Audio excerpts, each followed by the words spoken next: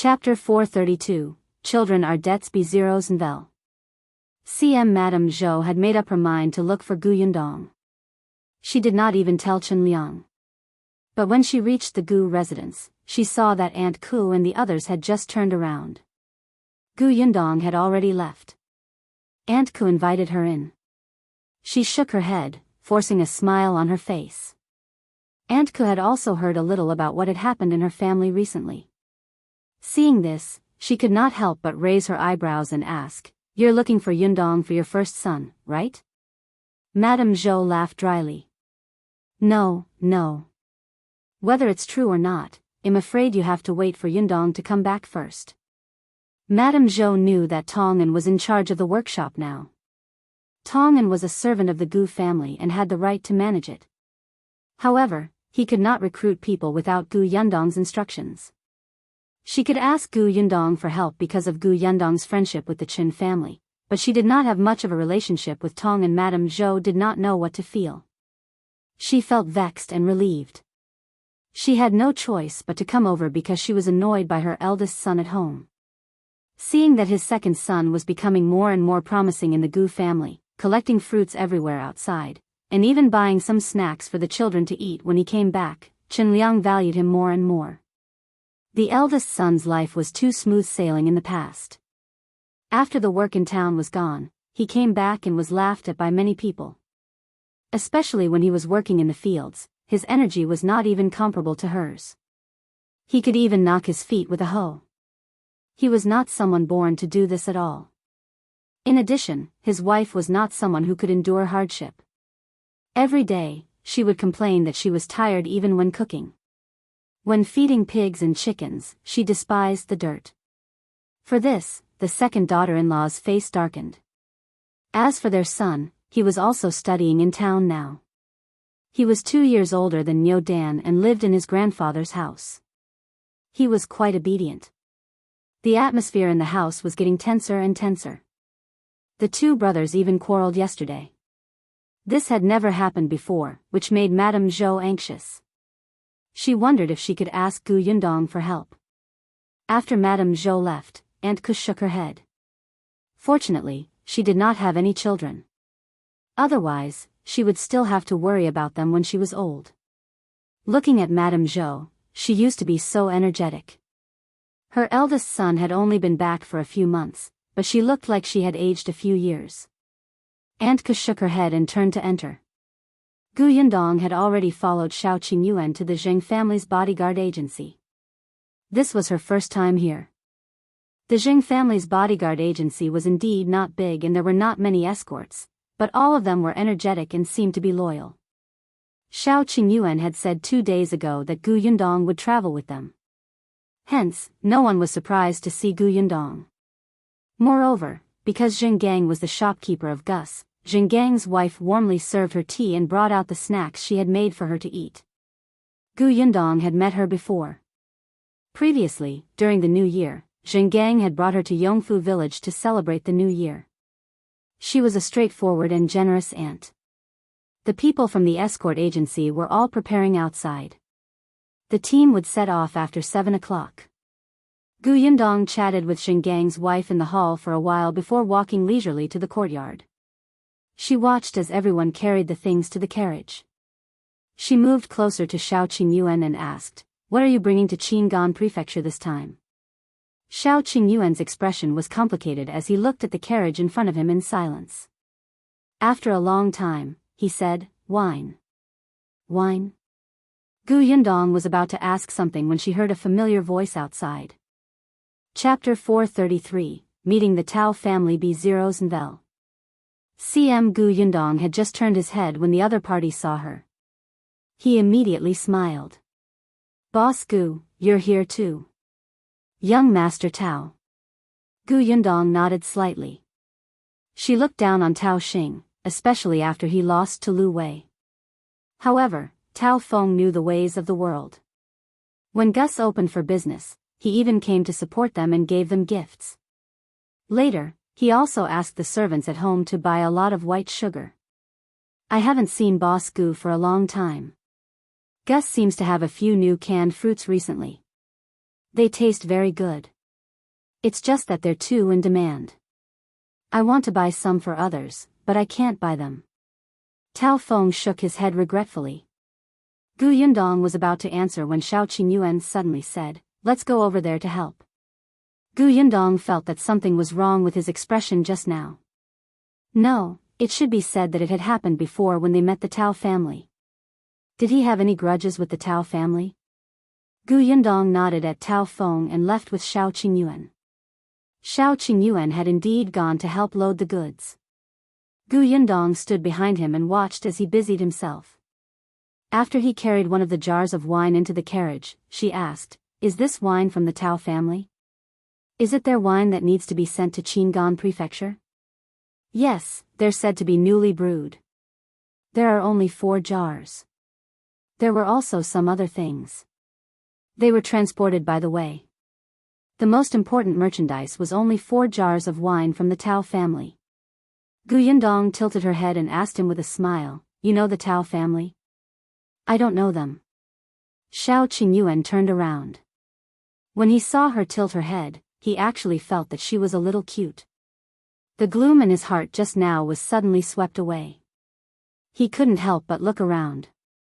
When he saw that no one was looking in his direction, he took her hand. He gently rubbed it twice before saying, "About the Tao family. I haven't thought of how to say it yet. I'll tell you in the future." Gu Yundong glared at him. This person was always finding opportunities to interact with her. He was getting more and more shameless. Shao Qingyuan couldn't help but laugh. Someone from the courtyard called out to them, "Qingyuan, Miss Gu, let's go." Gu Yundong retracted her hand. Shao Qingyuan was a little annoyed. Why did someone ruin his plans every time? The convoy had already been prepared. There were only 3 carriages. Including Gu Yundong's carriage, there were 4 carriages. It was not a big team. There were only 6 escorts, including Shao Qingyuan. Mao and Zhu were there to gain experience. When the convoy set off, Tao Feng was still standing at the entrance of the courtyard. When he saw Escort Wang, who was in charge of the team this time, he said, "Thank you for your trouble. I wish you a safe journey. Don't worry, young Master Tao. We will definitely deliver the items safely." Escort Wang was ambitious and his gaze was firm. With a wave of his hand, he walked out of the escort agency in a grand manner. The escorts behind also followed with their heads held high. Gu Yundong was speechless. It was as if they were going out to fight. Only Shao Qingyuan continued to walk past Tao Feng without looking aside. He was in Gu Yundong's carriage. Sometimes, he would drive the carriage, and sometimes, Tong Shui Tao would drive the carriage. He would directly enter the carriage, and touch her small hand. The other people in the convoy were all men, and they could be considered half martial artists. When they went out, they did not pay much attention to the distinction between men and women. Especially since the 2 of them were engaged. It was normal for a man to take care of his fiancée. The carriage passed by the Xuanhe Prefecture and stayed overnight. Gu Yundong went to look at the wall with Eldest Aunt Gu and the others' portraits. Chapter 434, Not Good B0s and Vel. Seeing that there were several notices blocking the portraits, Gu Yundong frowned slightly and reached out to tear them off and paste them to the side. Later on, she even went to Aunt K's house and asked the neighbors nearby. Unfortunately, the neighbors said that no one had come to look for Aunt Ku, so Gu Yundong could only leave regretfully. Unexpectedly, as soon as she left, a woman returned home. This person happened to be the person who saw Mrs. Ren of the Zhou mansion that day. The next day, when the convoy left the Xuanhe Prefecture, the accommodation conditions for the rest of the journey were much worse. Sometimes, they had to stay outside. The convoy traveled fast. In fact, they had already tried their best to take care of the 2 girls, Gu Yundong and Tong Shuitao. However, they had to send the goods to their destination as soon as possible before they could be at ease. Shao Qingyuan could not bear it. He had wanted to ask her not to follow the convoy several times, but Gu Yundong had rejected him. In any case, she was already used to it. In the past, not only did she stay outside when she fled, but she could not even sleep. Now that Shao Qingyuan was by her side, she could sleep especially soundly in the carriage at night. There was nothing bitter about it. Tong Xuetao was even more unwilling. She could learn martial arts from these escorts. How could she give up such a rare opportunity? However, with Gu Yundong around, the escorts had a sumptuous meal. In the past, when they went out, they were all rough men. Not only was the food they ate hard, but it also tasted especially bad. Even if someone cooked, it was still torture. It was either too salty or too tasteless. It was better to eat dry food. With Gu Yundong and Tong Xuetao around, their culinary skills were very good. Since they had to eat anyway, it was fine to make more. They had brought rice, noodles, vegetable oil. The escort sect would also take the initiative to give them some money for the food. In any case, the Tao family had given them a lot of money for this trip. Escort Wang especially liked Gu Yundong's cooking. When the carriage was parked in the wilderness, he would often run to her side and squat down to take a look. It's a pity that we will reach Qingyuan Prefecture in 2 days. We can't enjoy Miss Gus cooking anymore. You've been watching for so long, but you still haven't learned it? Gu Yundong stirred the vegetable porridge twice and asked Tong Xuetao to go to the carriage to take out the pickled vegetables she had made. Escort Wang shook his head. This really requires talent. My hand is no different from my foot. It's really no good. As he spoke, he slapped his palm hard. Gu Yundong was speechless. It was Shao Qingyuan who pushed him to the side. Go and look after the goods. Don't be lazy. Hey, kid, I'm at least 12 years older than you. Can you show me some respect? Escort Wang snorted unhappily. The other escorts at the side roared with laughter. Brother Wang, you said it yourself. We'll be arriving at Qingyuan Prefecture in 2 days. Qingyuan is going to be separated from Miss Gu, yet you still disturb the couple. You're too thick-skinned. Isn't that so? Your wife isn't around, so you specially went to sabotage other couples. How can you be so shameless? Someone shouted at Gu Yundong, Miss Gu, don't let him eat your porridge. Gu Yundong had interacted with the escorts in the escort agency for a long time and was very familiar with them. She quite liked these people. All of them treated her like a younger sister or a junior. Other than having to make her cook, they did not need her to worry about anything else. She smiled and was about to serve the porridge. Suddenly, Am Mo, who had gone to the forest to relieve himself, ran over quickly. Young master, miss, bad news. I saw a few people with masks on coming this way. Chapter 435, Gu Yundong who is highly aspired B0s and Vel. CM upon hearing this, the escorts, who had been smiling just now, suddenly stood up. Their expressions instantly became serious, and they looked ready to fight. Escort Wang directly said to Shao Qingyuan, hurry up and bring Miss Gu and the others to the forest to hide. Wang, look after the goods. It was too late to leave with the goods now. Instead of panicking, it was better to prepare for war. Then, he turned around and asked Am Mo, did you see how many people there were? About a dozen. Am Mo's face was still a little pale. He knew that trouble was coming. Although he had learned a little martial arts, he was still not a match for his enemies in a real life-and-death battle. Escort Wang frowned. Why would someone rob us?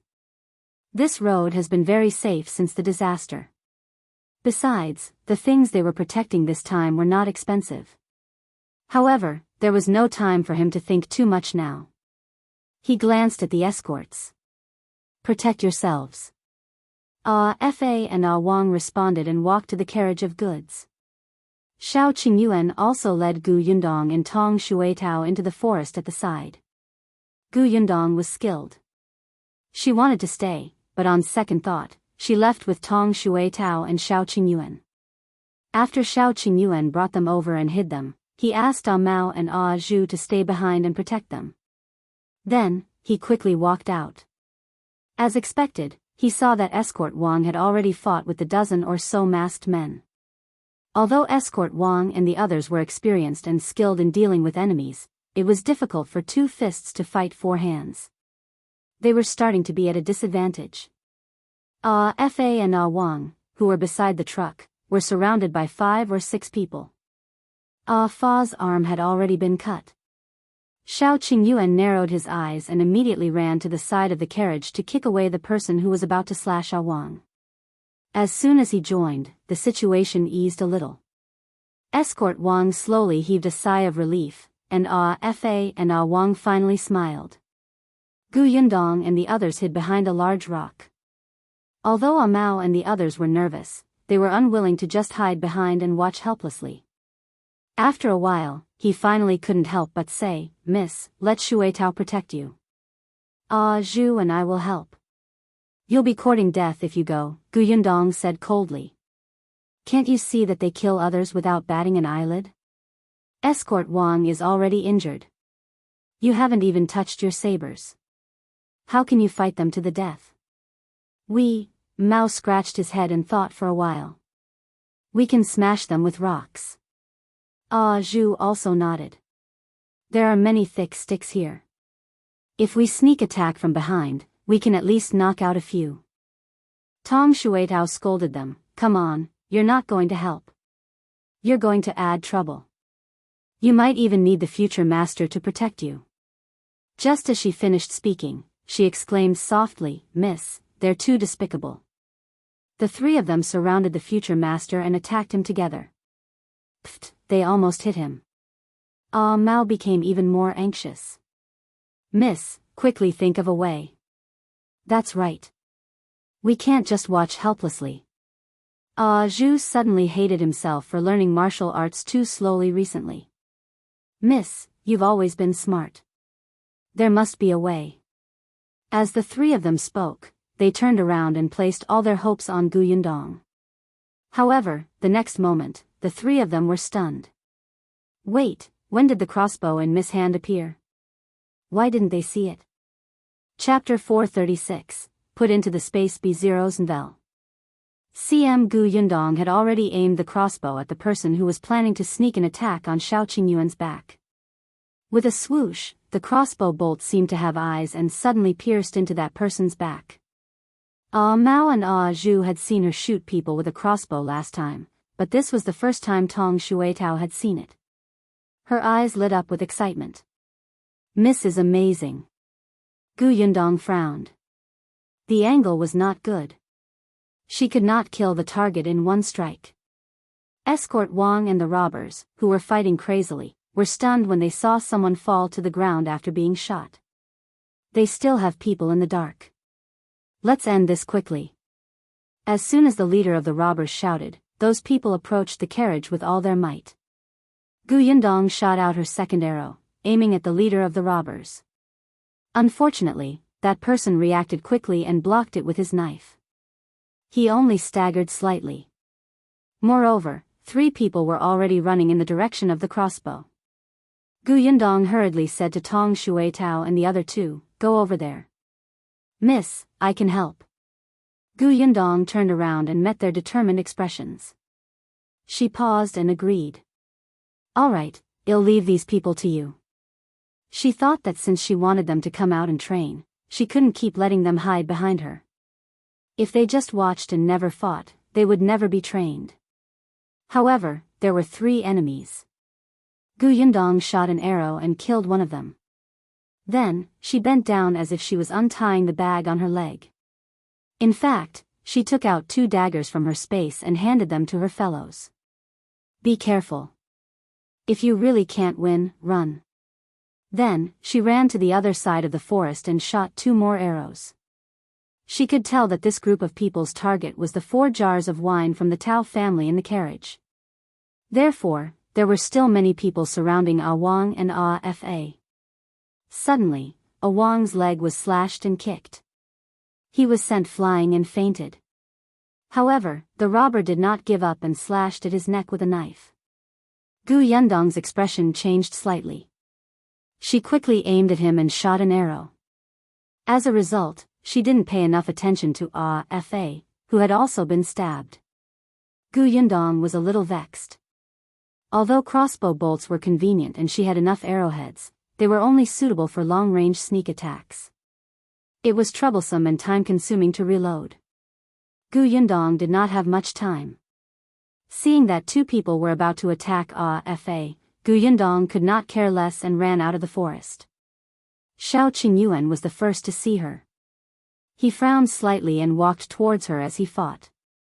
Gu Yundong held a long-handled watermelon knife that was specially used to cut zombies in her previous life. She aimed it at the back of the person who wanted to kill Fa. Then, she jumped up onto the carriage. The reins of the carriage had already been cut off. This was to prevent the robbers from taking the carriage away. Gu Yundong blocked the knife as she reached into the carriage. He touched the goods inside and put them away slightly. The 4 jars of wine were all put into her space.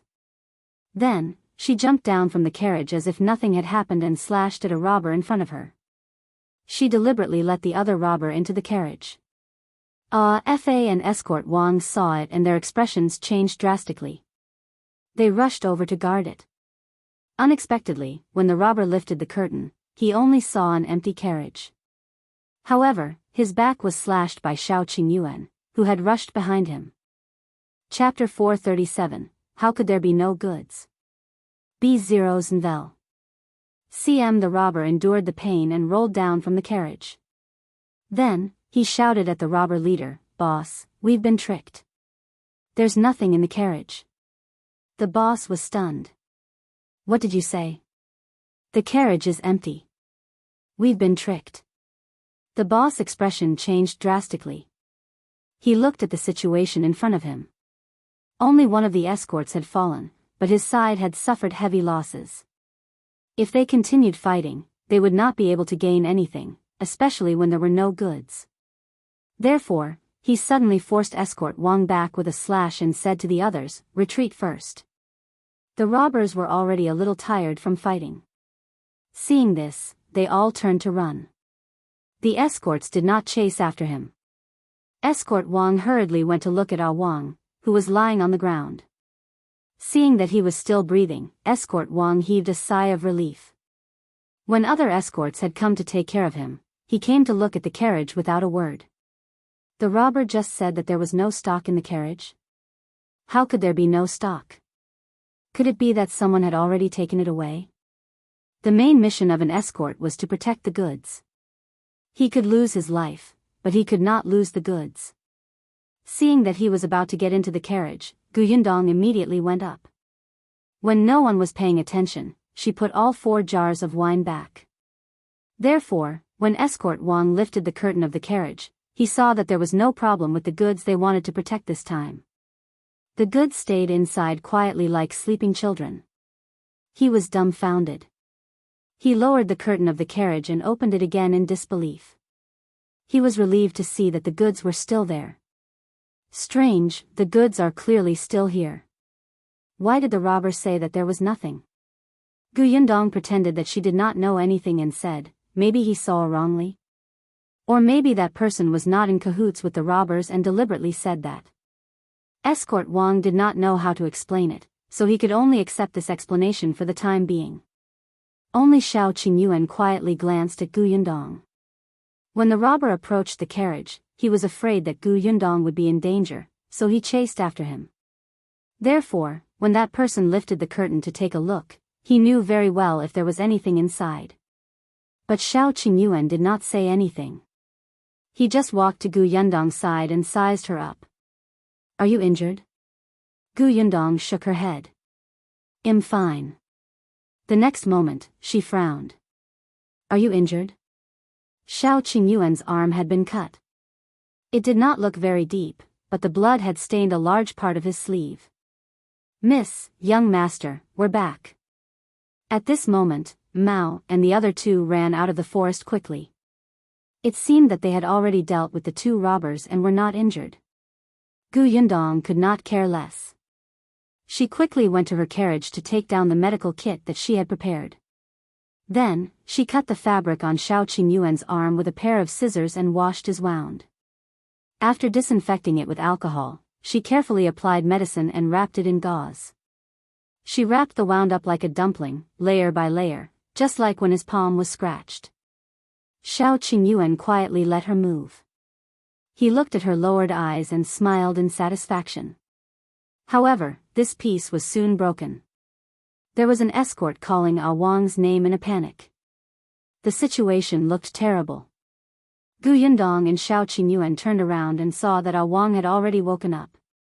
However, his face was pale as he spat out a few mouthfuls of blood. He was not the only one who was injured. All the escorts present were injured. Even escort Wang was limping. Chapter 438, What Shao Qingyuan Did Be Zeros and Vel.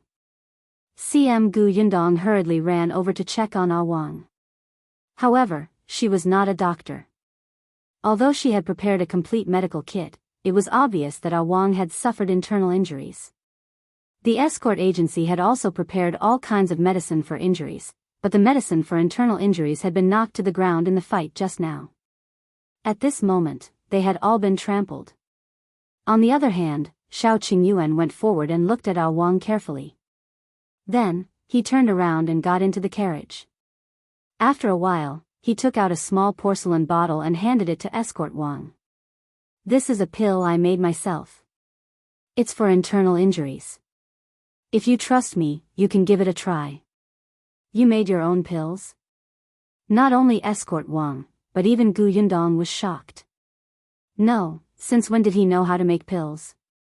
Escort Wang was a little hesitant, but Wang could not help but spit out another mouthful of blood. The situation was a little bad. He gritted his teeth. Seeing that Wang agreed, he directly let him eat it. Gu Yundong immediately looked at Wang nervously. He was a little excited. Her Shao Qingyuan actually knew how to make medicine. Was he so talented?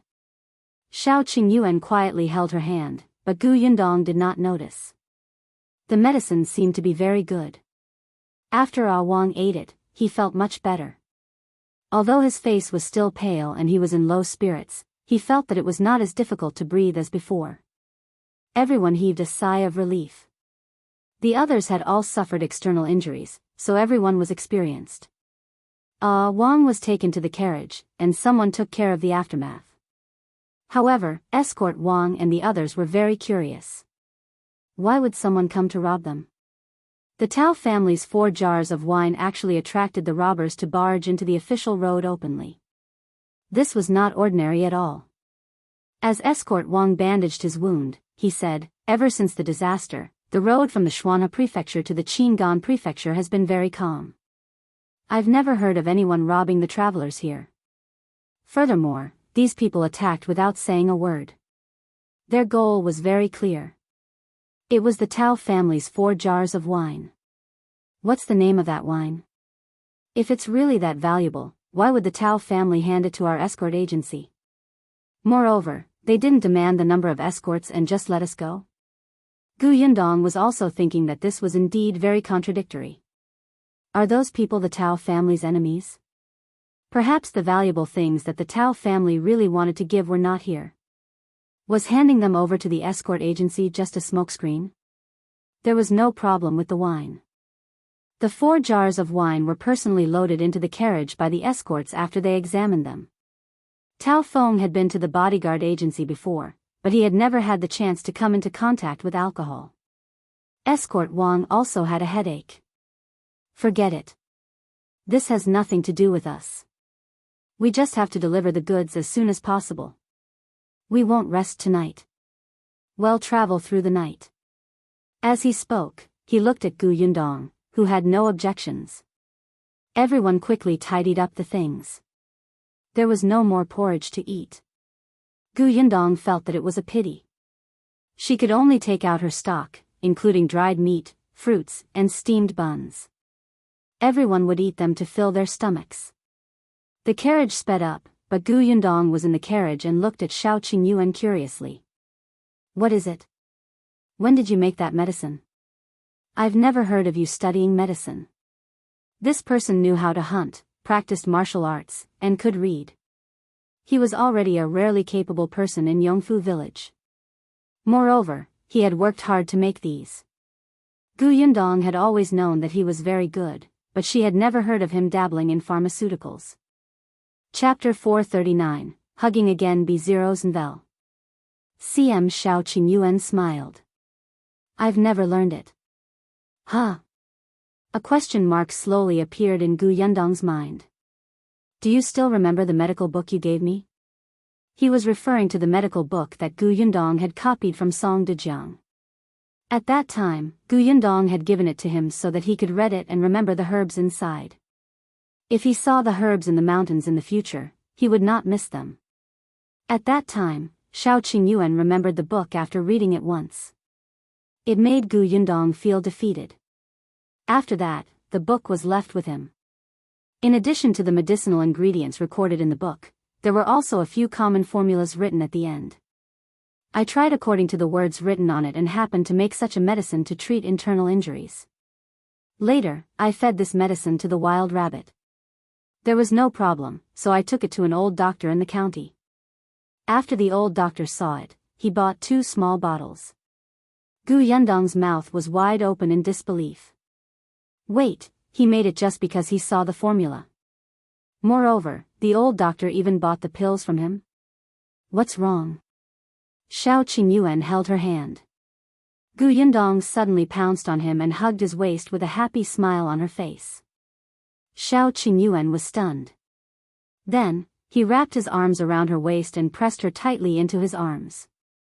His voice was low. Are you happy? Of course I'm happy. I'll ask Dr. Song later and get him to find some other medical books for you to read. I didn't know that your talent was here.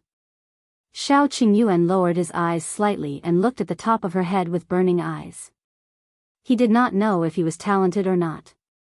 He only knew that while he had nothing to do in the past, he should not let this situation go. Since he was going to marry her, he had to make a career. In the future, they would have children. He had to plan for the future of raising his wife and children. He would not try to become a scholar. It had only been nearly 2 years since he started to read. In the past, he did not have the time to read in the Li family. It was only after the old man of the Li family died that he went out to find work and slowly learned. He practiced martial arts so that he could fight back and knock people down when others bullied him. At first, he had stayed in the mountains for too long and fought with many animals to train himself. Later, he trained with the escorts of the escort agency and had encountered people in the martial arts world who taught him a few moves. In the past, someone had advised him to join the army, but he did not have the intention to make contributions. Now, he would not go either. It was easy to join the army, but it would take years. If his wife was taken away by other men, he would not be able to find her. Because of this, Shao Qingyuan also spent a period of time anxiously until he saw the medical book. He did not want to be a pure doctor. He wanted to be a pharmaceutical merchant. If he became a big pharmaceutical merchant, not only would he be able to treat people, but he would also have power. The internal injury medicine this time was the first medicine he made. There would be more and more in the future. Yundong, he called her softly. Gu Yundong was suddenly stunned. Was this the first time he had called her by her name? She felt her ears itch and some joy welled up in him. However, Shao Qingyuan hugged her even more tightly. If you can't find Bai Muzi when you go to Wanqing Prefecture this time, there's no need to be anxious. Perhaps we can use another medicine to treat Andy's illness. I'll work hard to read books and study medicinal herbs. Therefore, there are some things that you can let me help you share. Gu Yundong blinked and grabbed the hem of his shirt. After a long time, she said in a low voice, okay. Chapter 440, Going to Wanqing Prefecture Alone B0s and Vel. CM The carriage rolled forward. It did not rest much along the way. At night, Gu Yundong fell asleep in Shao Qingyuan's arms. Shao Qingyuan looked at her smiling face and couldn't help but think of the scene in the day. He was sure that he hadn't seen wrongly when the 4 jars of wine suddenly disappeared and appeared again. He didn't know what kind of trick she had used to fool the robbers in him, but she clearly had no intention of saying it, so he didn't ask. The carriage arrived at Qingyuan Prefecture on the morning of the 3rd day. They did not encounter any robbers along the way, and everyone heaved a sigh of relief. Wang was much better. He ate 2 more pills given by Shao Qingyuan. They were indeed effective. Because of this, escort Wang even bought a small bottle from him. Yundong and Shao Qingyuan were separated at the city gate. She had no intention of entering the city. Shao Qingyuan could only remind her to be careful on the road. Then, he frowned and accompanied her for a long distance before returning. When he entered the city again, it was already noon. Yundong only left with Tong Shuitao. Shao Qingyuan wanted her to bring Am Mo, but she did not agree. She had always been unwilling to bring too many people around for help. It was enough to have Tong Shuitao by her side. Am Mo and Zhu were men, so it was inconvenient. Tong Shuitao was not used to not traveling with the convoy. She drove the carriage and let her lady rest in the carriage. She was a little nervous and excited. Wanqing Prefecture was relatively close to Qingyuan Prefecture. They rushed and arrived at the city gate in more than 10 days. When they arrived, it was already evening. The carriage barely entered the city before the city gate closed. Even though it was already this hour, Wanqing Prefecture was still very lively. Compared to Yongning Prefecture, which had experienced famine, and Qingyuan Prefecture, which had experienced chaos, this place was more than a little prosperous. However, there were probably many refugees who had come to Wanqing Prefecture back then. Now, there were many people on the streets who looked down and out while trying to get a job. "Miss, where are we staying tonight?" Tong Shuitao asked Yundong, who was also sitting on the shaft of the carriage and sizing up the street scenery on both sides. "Ask if there's a Huimin Medical Center here." Tong Shuitao responded and got off the carriage.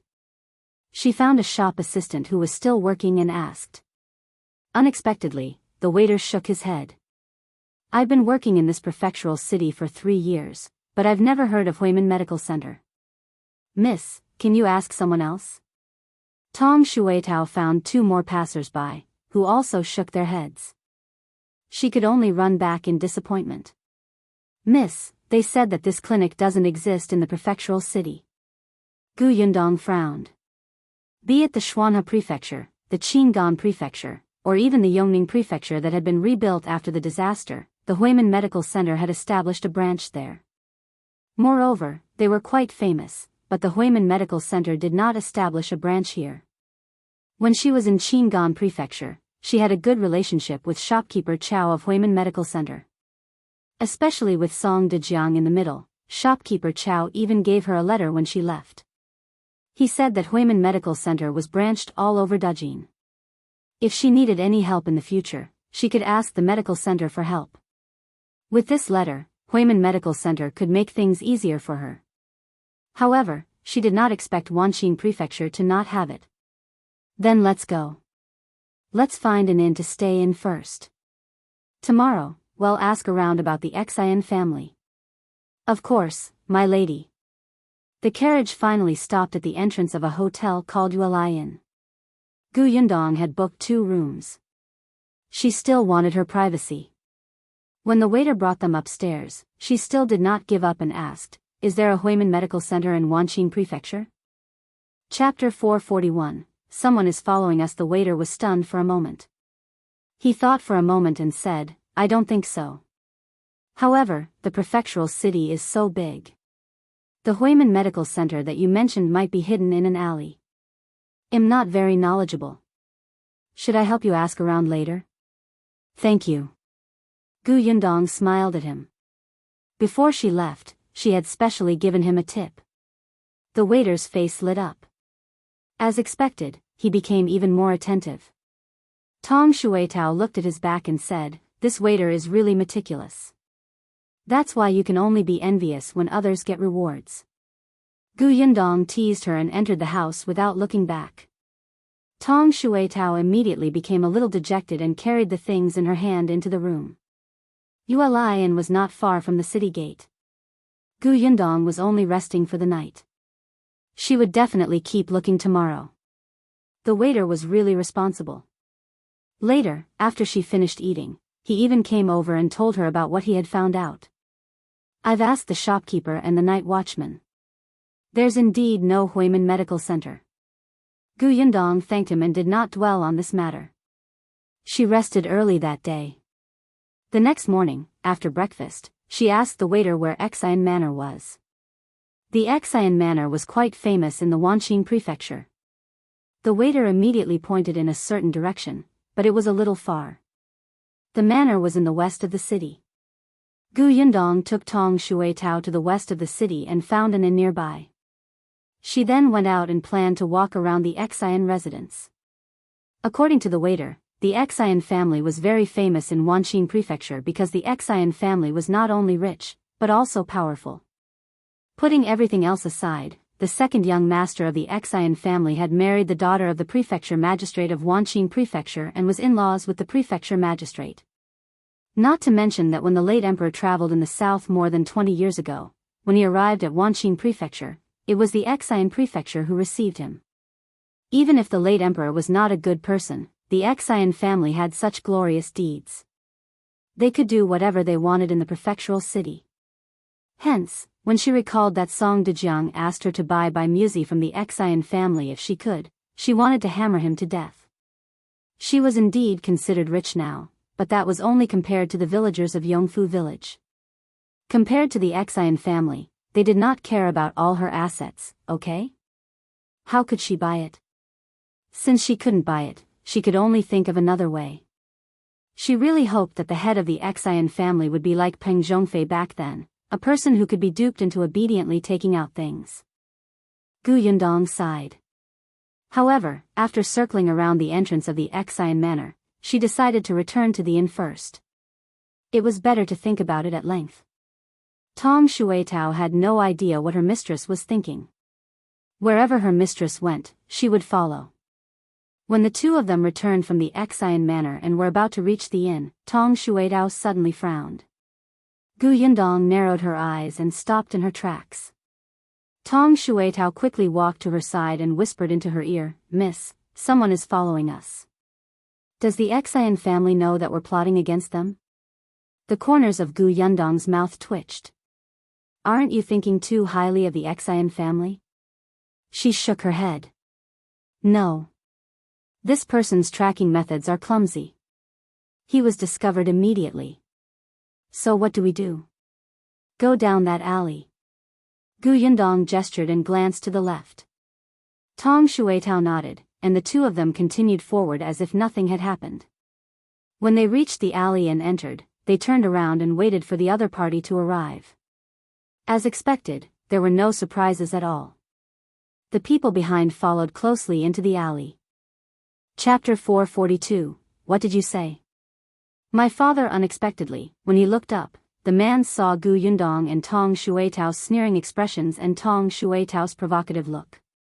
But in the next moment, Gu Yundong's expression disappeared. Tong Shuetao was also stunned.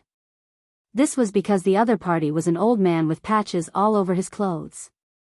He looked down and out. In fact, Gu Yundong felt that this person looked familiar, but she could not remember. The old man was also stunned. He hesitated for a while before asking in a hoarse voice, "Are you Miss Gu?" He did not dare to recognize her. After all, she looked well-dressed and rich. She did not look like someone he knew at all. "My surname is Gu, and you are," Gu Yundong thought for a moment, and someone suddenly flashed across her mind. She widened her eyes and asked, "Are you Grandpa Yu?" Joy flashed across the other party's face. "You're really Yundong?" "Yes, it's me." Gu Yundong really did not expect that the old man she had met outside the Qingyuan prefecture would bump into her again. She took a few steps forward and walked to Grandpa Ye's side. "I didn't expect to see you again. How have you been recently?" Great, I'm fine." Just as he finished speaking, there was a gurgling sound in his stomach. Grandpa Yu immediately felt embarrassed. "I had some porridge in the morning. I went out for a walk and it was gone. There's a wonton shop over there. Let's go eat a bowl of wontons." No need. I'll just go home and eat."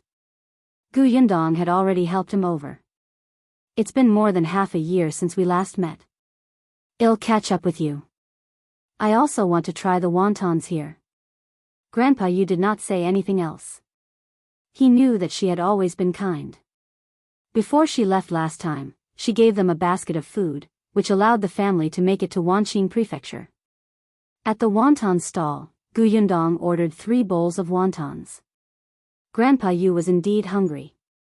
When he saw the white and fat wonton floating in the bowl, he couldn't help but wipe his face and lower his head to eat. Yundong waited for him to finish eating before asking, Grandpa Yu, how did you recognize me? Wasn't her image too different from before? Why was Grandpa Yu's eyes so sharp? Grandpa Yu wiped his mouth and couldn't help but laugh. I've been squatting over there, looking for a job. When I heard the two of you talking, I felt that it sounded very familiar, so I couldn't help but follow behind. Actually, I didn't expect it to really be you. I was just asking when you discovered me. I didn't expect, as he spoke, he could not help but sigh. Then, he looked up and asked, by the way, where are you staying now? I'm at the Xuanhe Prefecture. Grandpa Yu was stunned. Xuanhe Prefecture? You went to the Xuanhe Prefecture back then? Yes. Yundong nodded. I originally planned to come here. She lied. In fact, her goal was the Xuanhe Prefecture from the beginning. She just did not tell anyone. But at that time, I saw too many people coming to Wanqing Prefecture. I thought that with so many people running over, what if it became chaotic again? So I went to Xuanhe Prefecture. I see. Grandpa Yu muttered in a daze, no wonder. No wonder we couldn't catch up to you when we sped up. No wonder your father couldn't find you no matter how hard he searched. Yundong stopped wiping the corners of her mouth and suddenly looked up at him in disbelief. Grandpa Yu, what did you say? My father? Chapter 443, So Dajiang is here. Grandpa Yu was shocked by her sudden raised voice. Yundong could not help but stand up. I didn't hear wrongly. Did you just say my father? Have you seen my father? Seeing this, Grandpa Yu nodded. Yes, your father is in Wanqing Prefecture and has been looking for you. Yundong's breathing suddenly quickened. The surprise caught her off guard, and her hands began to tremble slightly. She hurriedly asked, then where is he now? Where is my father now? Can you take me to him? He went out yesterday and hasn't returned yet. After Grandpa Yu finished speaking, he saw her frown and looked disappointed.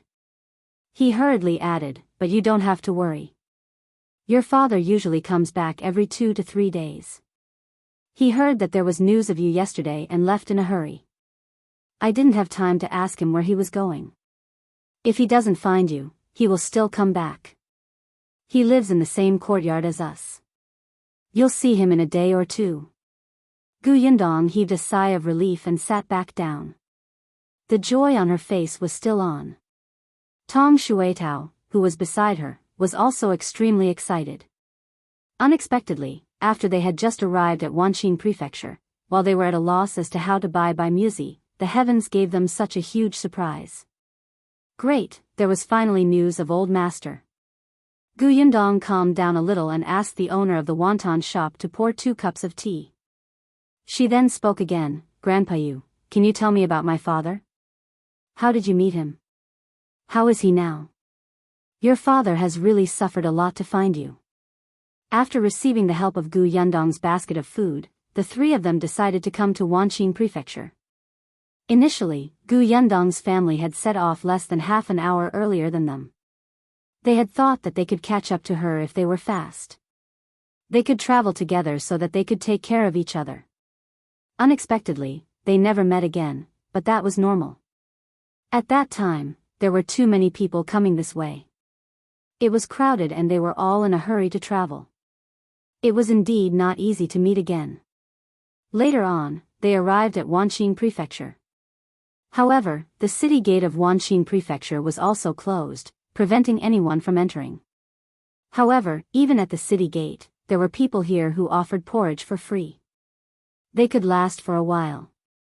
The Yu family had also looked for Yundong, but there had been no news. It was only when the new emperor ascended the throne, the city gate opened, and a new order was issued that they finally heaved a sigh of relief. Just like Gu Yundong's choice back then, the Yu family did not intend to return to their hometown, so they took root in Wanqing Prefecture. Unfortunately, they had no backing or money. In the end, they were assigned to a remote village by the local government. Not only was that place remote, but it was also especially poor. It was very difficult for men and women to marry, and the land was very barren.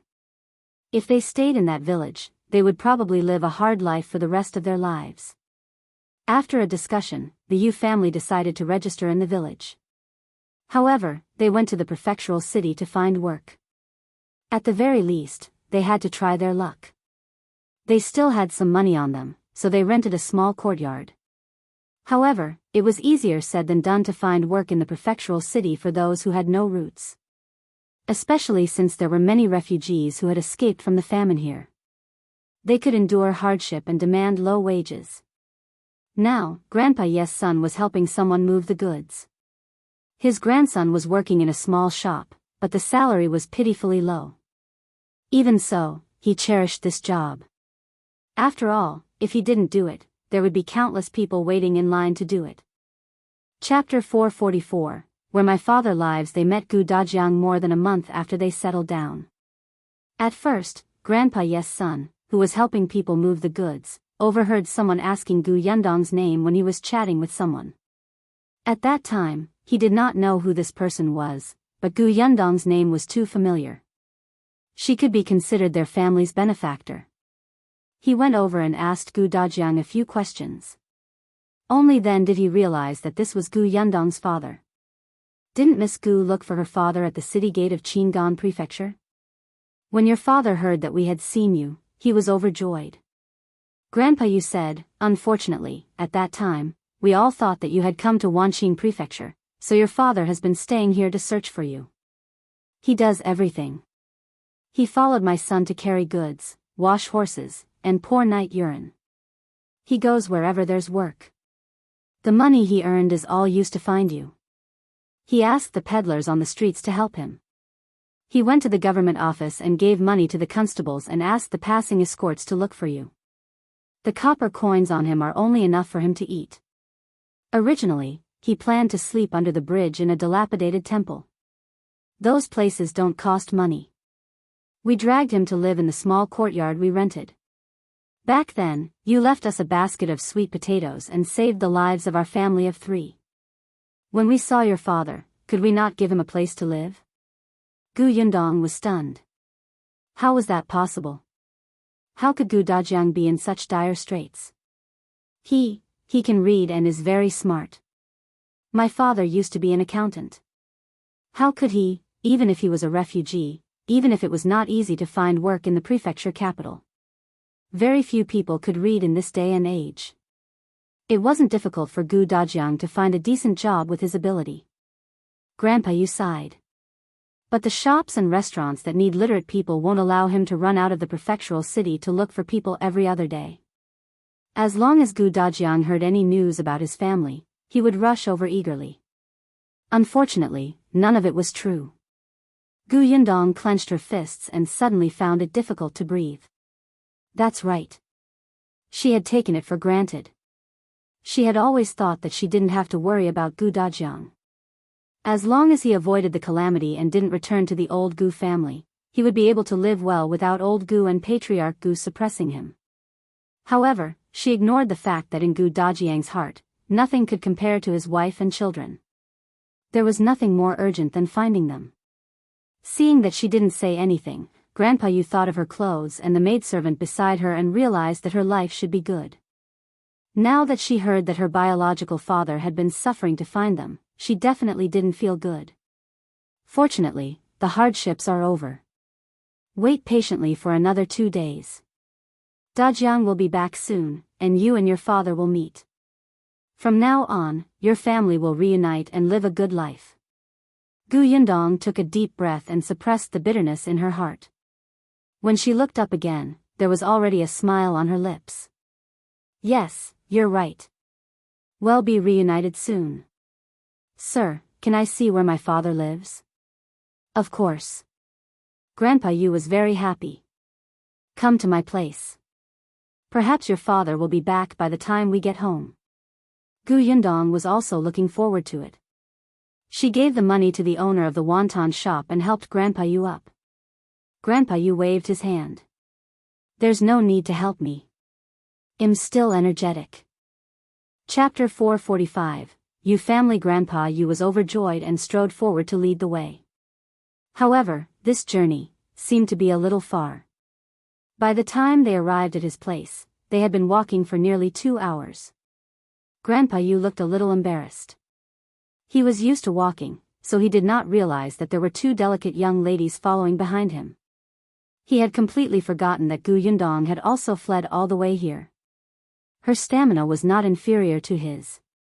The Yu family's courtyard was actually very remote. It could be considered a slum in the prefectural city. The surroundings were filled with indecent people, and the road was filled with potholes. One could feel all kinds of smells when they walked into the alley. The people here were dressed in shabby clothes.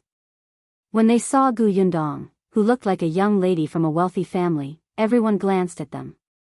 However, when they saw that it was the Yu family, some people with ill intentions could only sigh regretfully. After all, the 4 strong men of the Yu family had all fled here. They were used to seeing dead people and were not to be trifled with.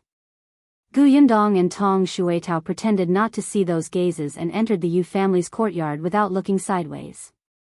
It was really a small courtyard. It was even smaller than Aunt Kess' house where she lived back then. There was only 1 room. Then there was the small kitchen, the outhouse, and a small courtyard. Just because it was small, the rent was cheap. Fortunately, there were only 4 men. It was fine to squeeze in the same room.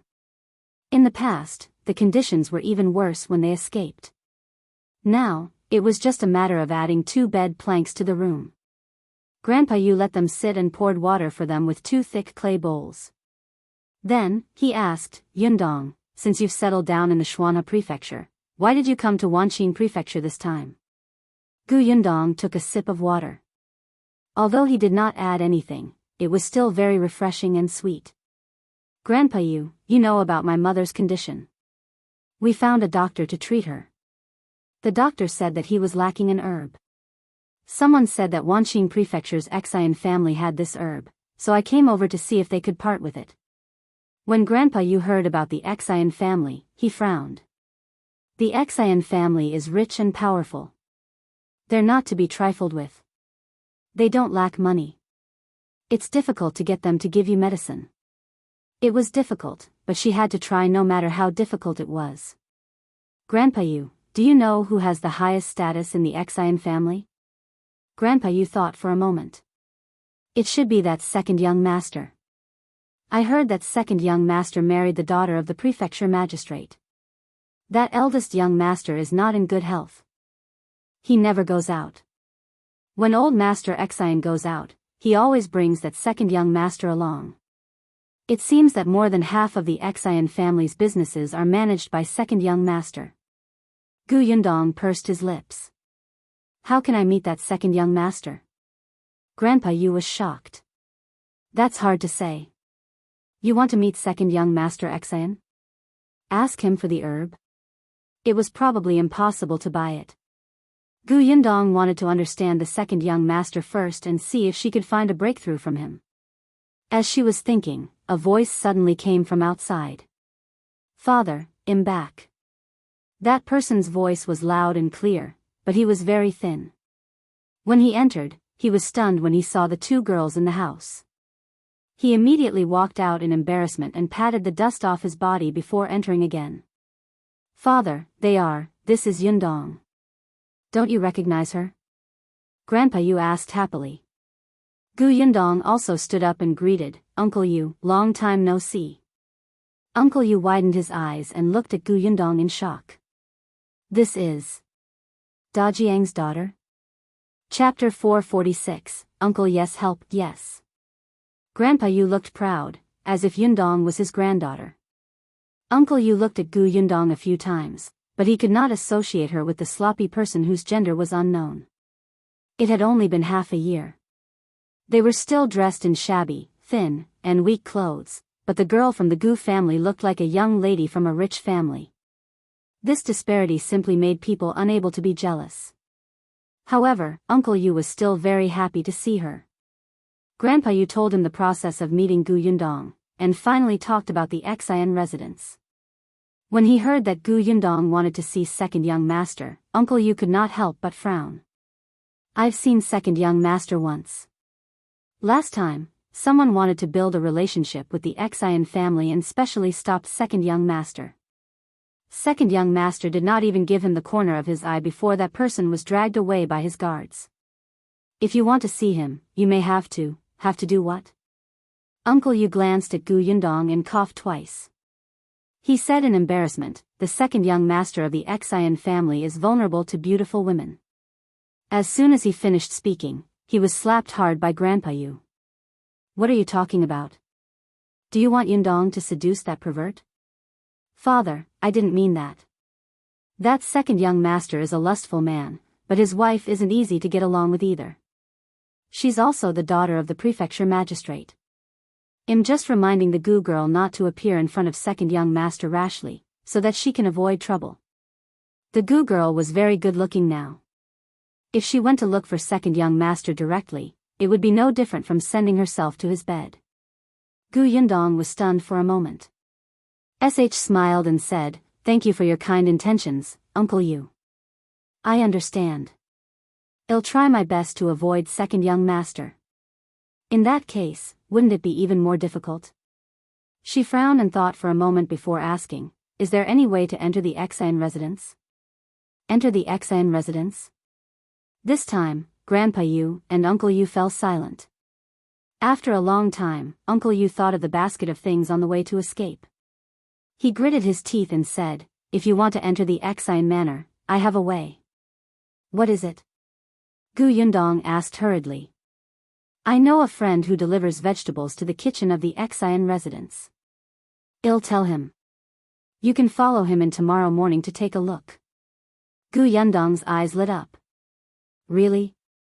"Yes, but you can't walk around. If something happens and my friend is implicated, he won't care about you. Instead, he'll claim that he doesn't know you." Gu Yundong knew this rule.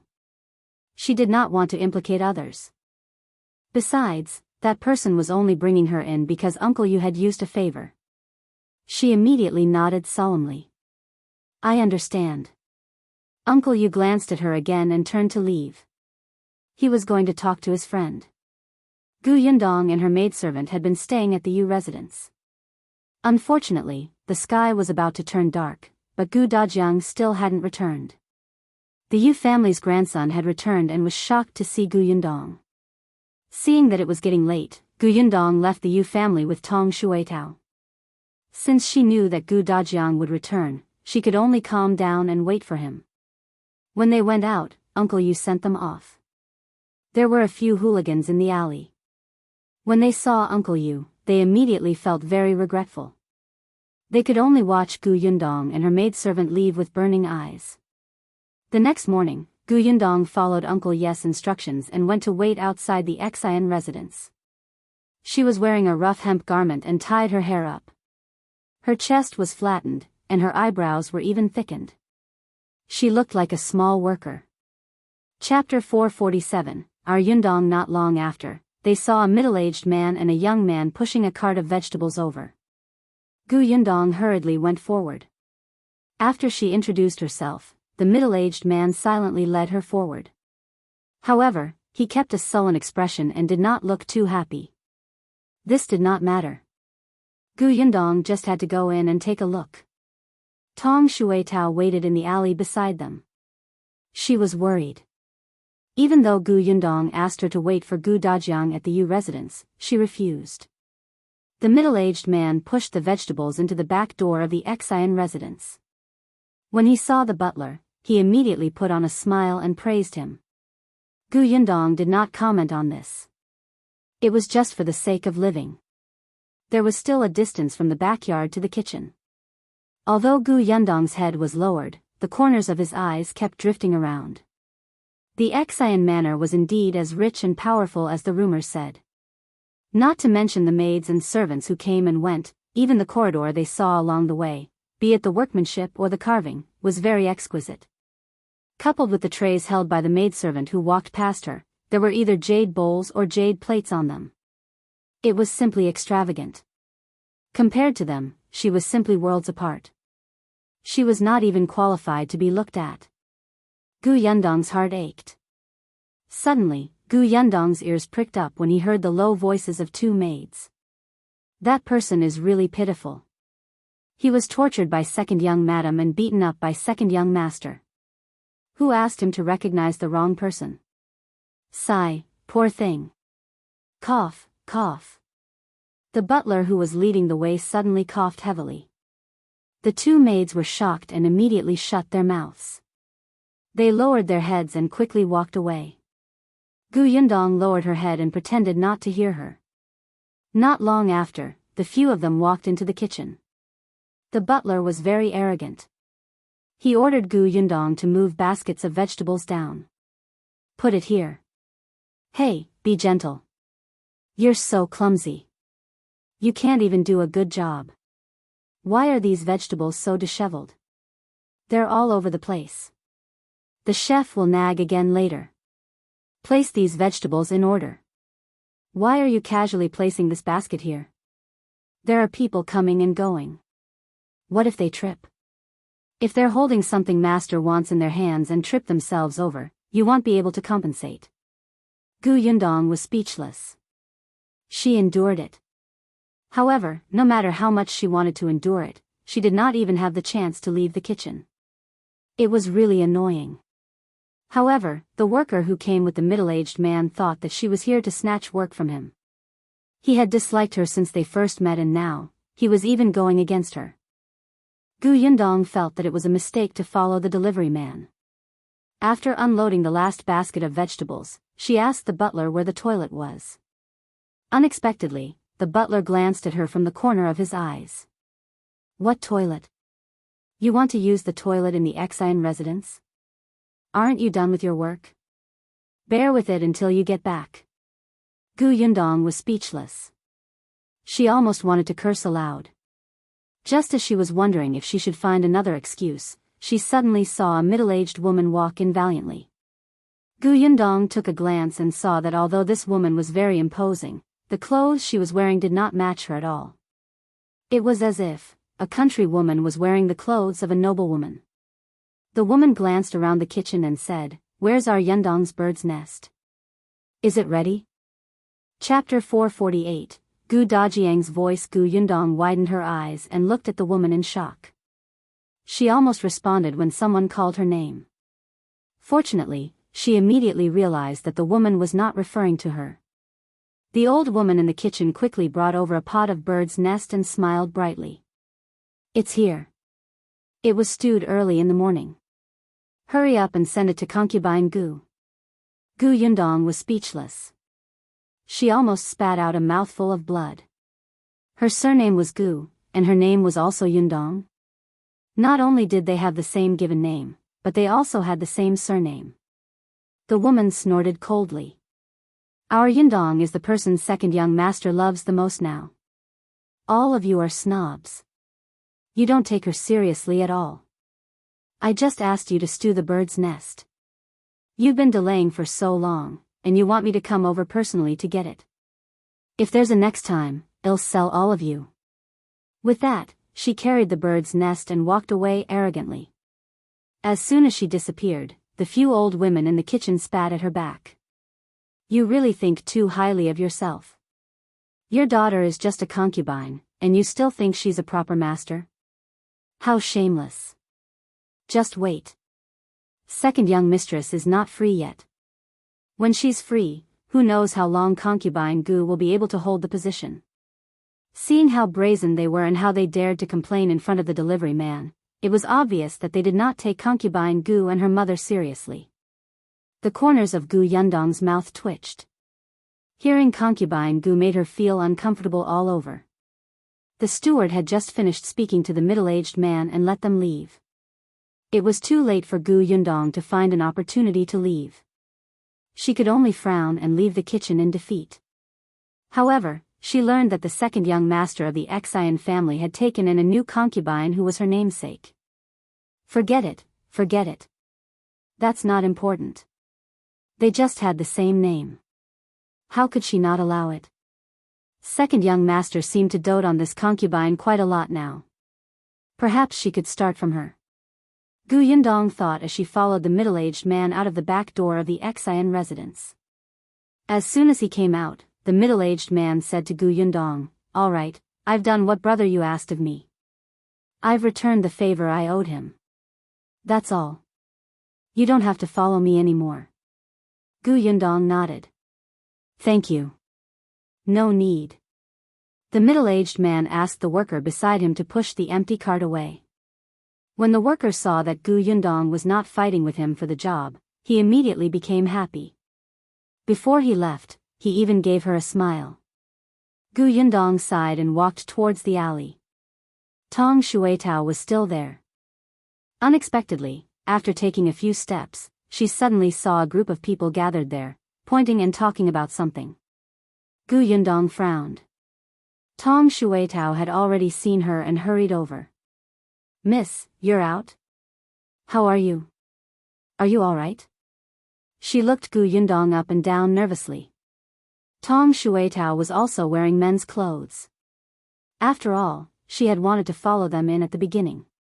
Unfortunately, her plan had failed before she could say it. Yundong shook her head and pointed at the crowd. "What happened there?" "I think someone was thrown out by the servants of the Xiyuan family just now. It said that he was beaten.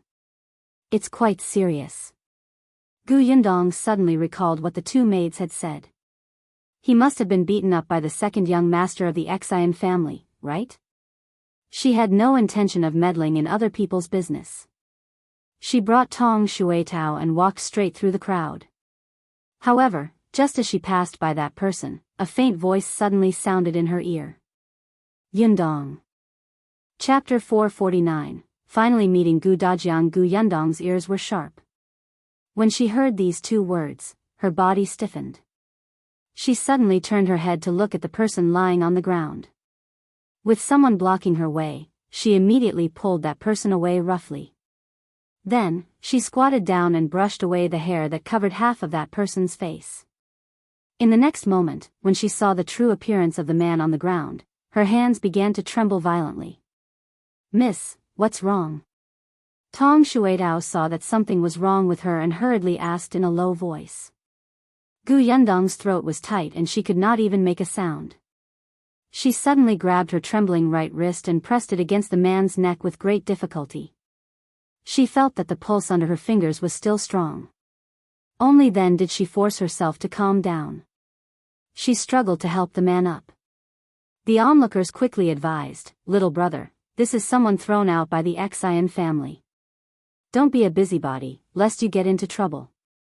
Yundong suddenly raised her head and glared fiercely at that person. Her throat rolled and she finally spat out a cold word. "Scram. You." That person tried to persuade her out of goodwill but was scolded instead. He was instantly annoyed, but when he saw Yundong's fierce and cold expression, he was a little terrified and left dejectedly with his head lowered. Yundong lowered her head again and said to Tong Xuetao, "Come, be careful. Carry him back to the inn first." "Oh, okay, Mississippi." Tong Xuetao was strong. She hurriedly squatted down and carefully helped the man onto her back. She did not dare to use too much strength. She tried her best to bend over to make the unconscious person on her back feel more comfortable. After walking for a while, Tong Xuetao asked, "Miss, who is this?" Yundong's nerves were still tense. The corners of her mouth were tightly pursed, and bloodlust surged in her eyes. She took a long time to answer Tong Xuetao, but her voice was dry and hoarse. "He's my father." Tong Xuetao's eyes widened in shock. Yes, it's old master." "Yes." Yundong never expected to see Dajiang under such circumstances. The man leaning on Tong Xuetao's back was extremely thin. His image was even worse than what Grandpa Yu had said about Dajiang. He had been thrown out by the Xian family and beaten up like this. Gu Yundong's face was ashen, and she clenched her fists tightly. The three of them quickly arrived at the inn. The waiter still remembered Gu Yundong's attire before she went out today. At that time, he found it strange, but this was the guest's privacy, so he did not ask further. However, he had a deep impression of it. Hence, when he saw her return with an unconscious person on her back, he quickly went up to her. "Miss, what's wrong? Please help me find a doctor." Gu Yundong gave the waiter a piece of silver and helped Gu Dajiang upstairs. The door opened and the two of them carefully placed the man on the bed. Perhaps because it affected his wound, Gu Dajiang couldn't help but groan as he lay on the bed. His brows were furrowed. "Be gentle," Gu Yundong said hurriedly. Seeing his uncomfortable expression, she felt helpless for the first time. She didn't know how to move her fingers to minimize Gu Dajiang's pain. Fortunately, the waiter immediately brought the doctor over. This was the doctor from the nearest medical center. His medical skills were quite brilliant. The moment he entered, he saw Gu Dajiang covered in blood. He frowned and instructed Gu Yundong, "Go get a basin of hot water first." Chapter 450. The scarred Gu Dajiang Tong Shuetao quickly turned around to get hot water. Only then did Dr. Yu carefully check the wounds on Gu Dajiang's body. His clothes had been removed by the scissors, so Gu Yundong could not look at him anymore. She took a deep breath and turned around. The waiter stayed to help.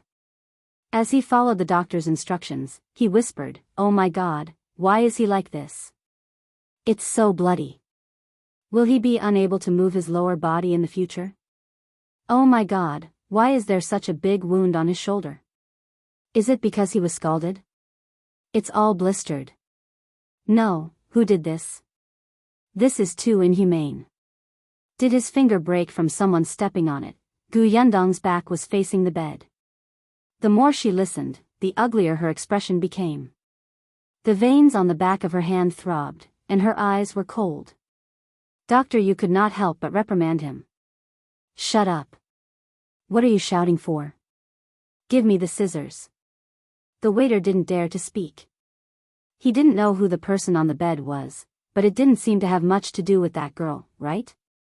After all, this person was thin and had a rough face. He looked like one of those laborers.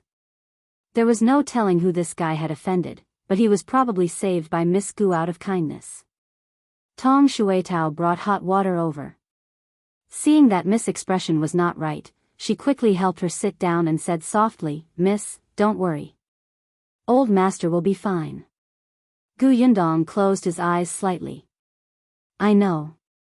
Faint movements came from behind. The waiter stopped making a fuss and only asked some questions occasionally. But these words still reached Gu Yundong's ears, and her fingers tightened.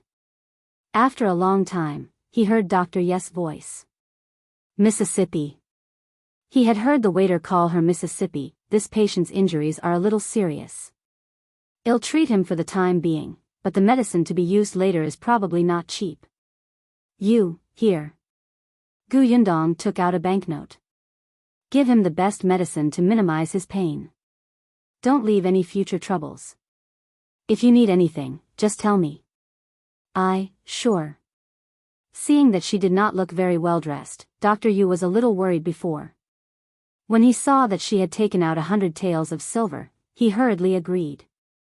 The waiter could not help but widen his eyes. Wasn't this someone she had casually saved on the way? Wasn't this too generous? The doctor had already walked to the table. He took a brush and paper and wrote down the prescription. Then, he handed it to the waiter. "Please make a trip to our family's medical center to get these medicine." The waiter quickly took it and agreed happily. He was smart and knew that this girl seemed to value the man on the bed. If he helped her run more errands, he would definitely be rewarded. After the waiter left, Dr. Yu washed his hands and walked to her side to tell her about Gu Dajiang's condition. There are 3 most serious injuries on the patient's body. One of them is a burn on his shoulder. It should have been scalded by boiling water. This is fine. I've squeezed out the mucus in the bubble. I'll apply the ointment later and it'll be fine when new skin grows in the future. Yundong exhaled slowly and nodded slightly. The second was when he was hit by a heavy object on the fingers of his left hand. 2 of the bones in his fingers were broken. As soon as Dr. Yu finished speaking, Tong Shuetao covered her mouth and gasped. Dr. Yu looked up at her and continued to say to Yundong, who had a tense expression, "I'll use a splint to fixate the fingers. He has to recuperate slowly. It's best not to carry heavy objects in the future." Chapter 451, Missed Something. The third injury is the injury on his back. Dr. Yu sighed. This is the most serious. The person who hit him is not skilled. His external injuries are serious, and his internal injuries are not easy either. Internal injuries? Yundong immediately thought of the bottle of internal injuries medicine that Shao Qingyuan had given her. She quickly searched her sleeve and actually took out the small porcelain bottle from her space. She said to Dr. Yu, "This is medicine for internal injuries. Take a look and see if it will conflict with the medicine you prescribed." Dr. Yu was stunned for a moment. He poured out a pill and sniffed it. Then, he scratched it with his nail and tasted a bit. After a while, his eyes lit up and he hurriedly nodded. "It's useful. I'll feed him one now." He took the medicine and quickly crushed it. He mixed it with water and fed it to Dajiang. Seeing that he had consciously swallowed it, the doctor heaved a sigh of relief and came back to say, "You also need to pay more attention to his external injuries. This wound is prone to festering pus, and it may cause a fever. That's very dangerous." Yundong knew that if the wound was not treated properly, it was easy to get inflammation and infection, especially in this weather. One could get a fever if they were not careful. In this era, it was very easy to lose one's life if one had a fever. Dr. Yu told her all the things she needed to pay attention to.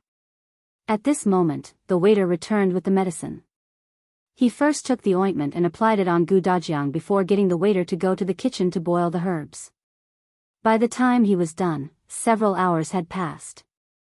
Dr. Yu helped Dajiang put on his clothes before getting up to wipe his sweat. He said, "It's up to him now. If there's anything wrong, get someone to look for me. If his condition improves, I'll come over tomorrow to change his medicine." "Thank you, Dr. Yu." Yundong sent him out gratefully.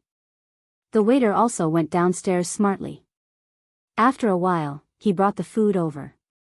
"Miss, it's already late. You should eat lunch first. Put it down. It's been hard on you today. You should eat too. It's not hard. I'll go out first. Miss, enjoy your meal. If you have any instructions, feel free to call me." He left the room and closed the door gently.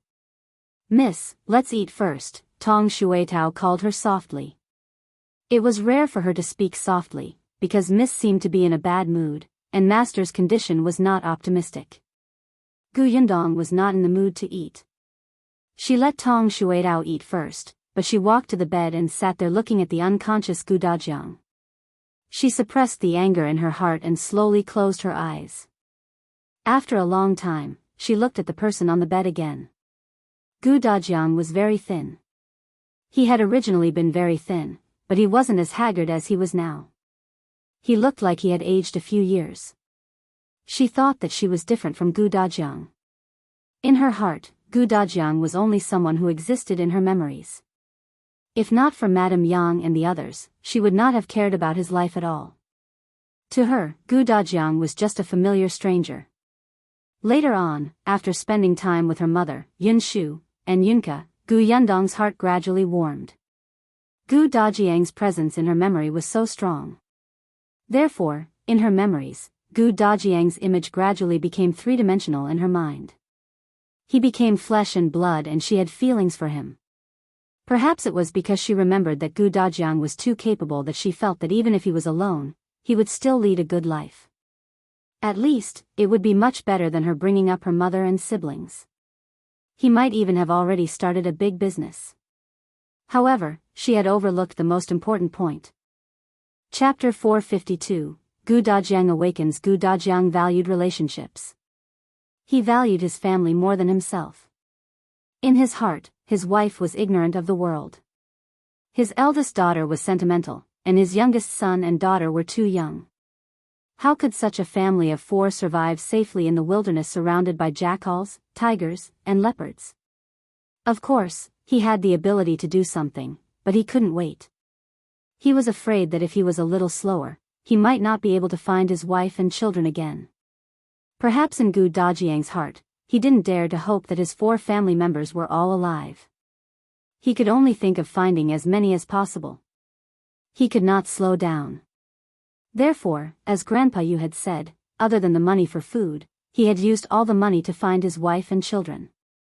The corners of Gu Yundong's mouth were straight. At this moment, she finally felt the deep love Gu Dajiang gave her. "Miss, don't worry. Old master will definitely be fine. Let's use the best medicine." Tong Shuetao had already finished eating. She turned around and saw that Miss was still sitting there motionless, as if she had suffered a huge blow. For a moment, she felt a little sad and guilty. If she had gone over to bring old master back to find a doctor the moment he was thrown out by the Xie family, would old master's injuries not have become so serious? It was all the Xie family's fault. They had gone too far. What right did they have to beat old master into such a state? "Miss, eat something first. After you're full, you'll have the strength to take care of master when he wakes up, right?" Gu Yundong nodded slightly and reached out to touch Gu Dajiang's forehead. Fortunately, he did not have a fever. Only then did she sit at the table and eat. Tong Shuetao diligently fetched hot water again. Seeing that Gu Dajiang's face was covered in sweat, she carefully wiped it for him. As Gu Yundong was eating, she suddenly thought of something. "Shuetao, go to the Yu residence later. We agreed yesterday that we would go to the Yu residence when we came out of the Xian residence. It's already this hour. I'm afraid Grandpa Yu will be worried about us." Tong Shuetao also thought of this and suddenly slapped her head. "I forgot too. All right, I'll go over immediately. By the way, tell Grandpa Yu that my father has been found." After a pause, she added, "Don't say anything about him being injured." "Understood, Mississippi." After Tong Shuetao left, only Gu Yundong and Gu Dajiang were left in the room. She twisted the handkerchief again and wiped Gu Dajiang's face. Unexpectedly, just as she approached, the person in front of her suddenly opened her eyes. Gu Yundong was stunned. Gu Dajiang was also stunned. He looked at Gu Yundong with uncertainty. After a long while, he said hoarsely, "Yundong? It's me." Gu Dajiang smiled. "Why are you wearing men's clothes today? Your eyebrows have become so thick. I almost didn't recognize you." Gu Yundong pursed her lips and asked hesitantly, "Are you awake?" Gu Dajiang reached out his hand and realized that he was lying on his stomach. His body was in great pain.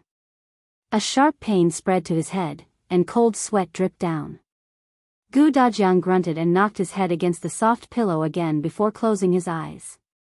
Gu Yundong panicked.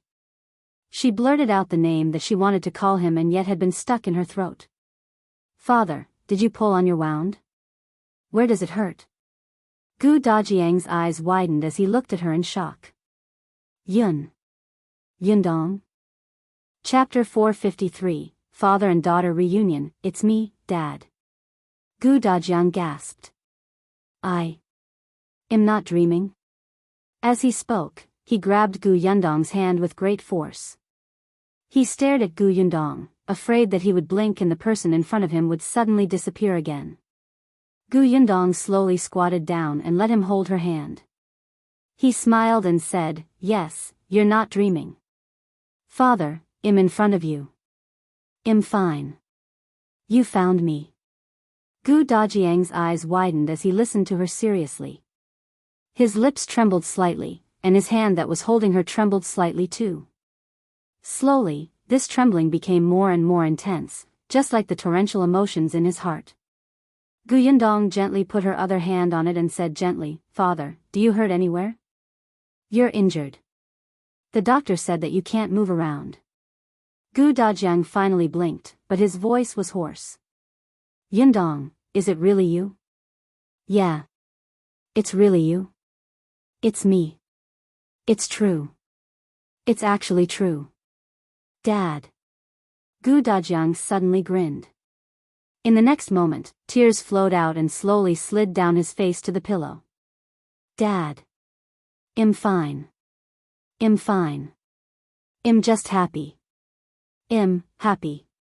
His voice was choked with emotion. After searching for so long, he was almost in despair.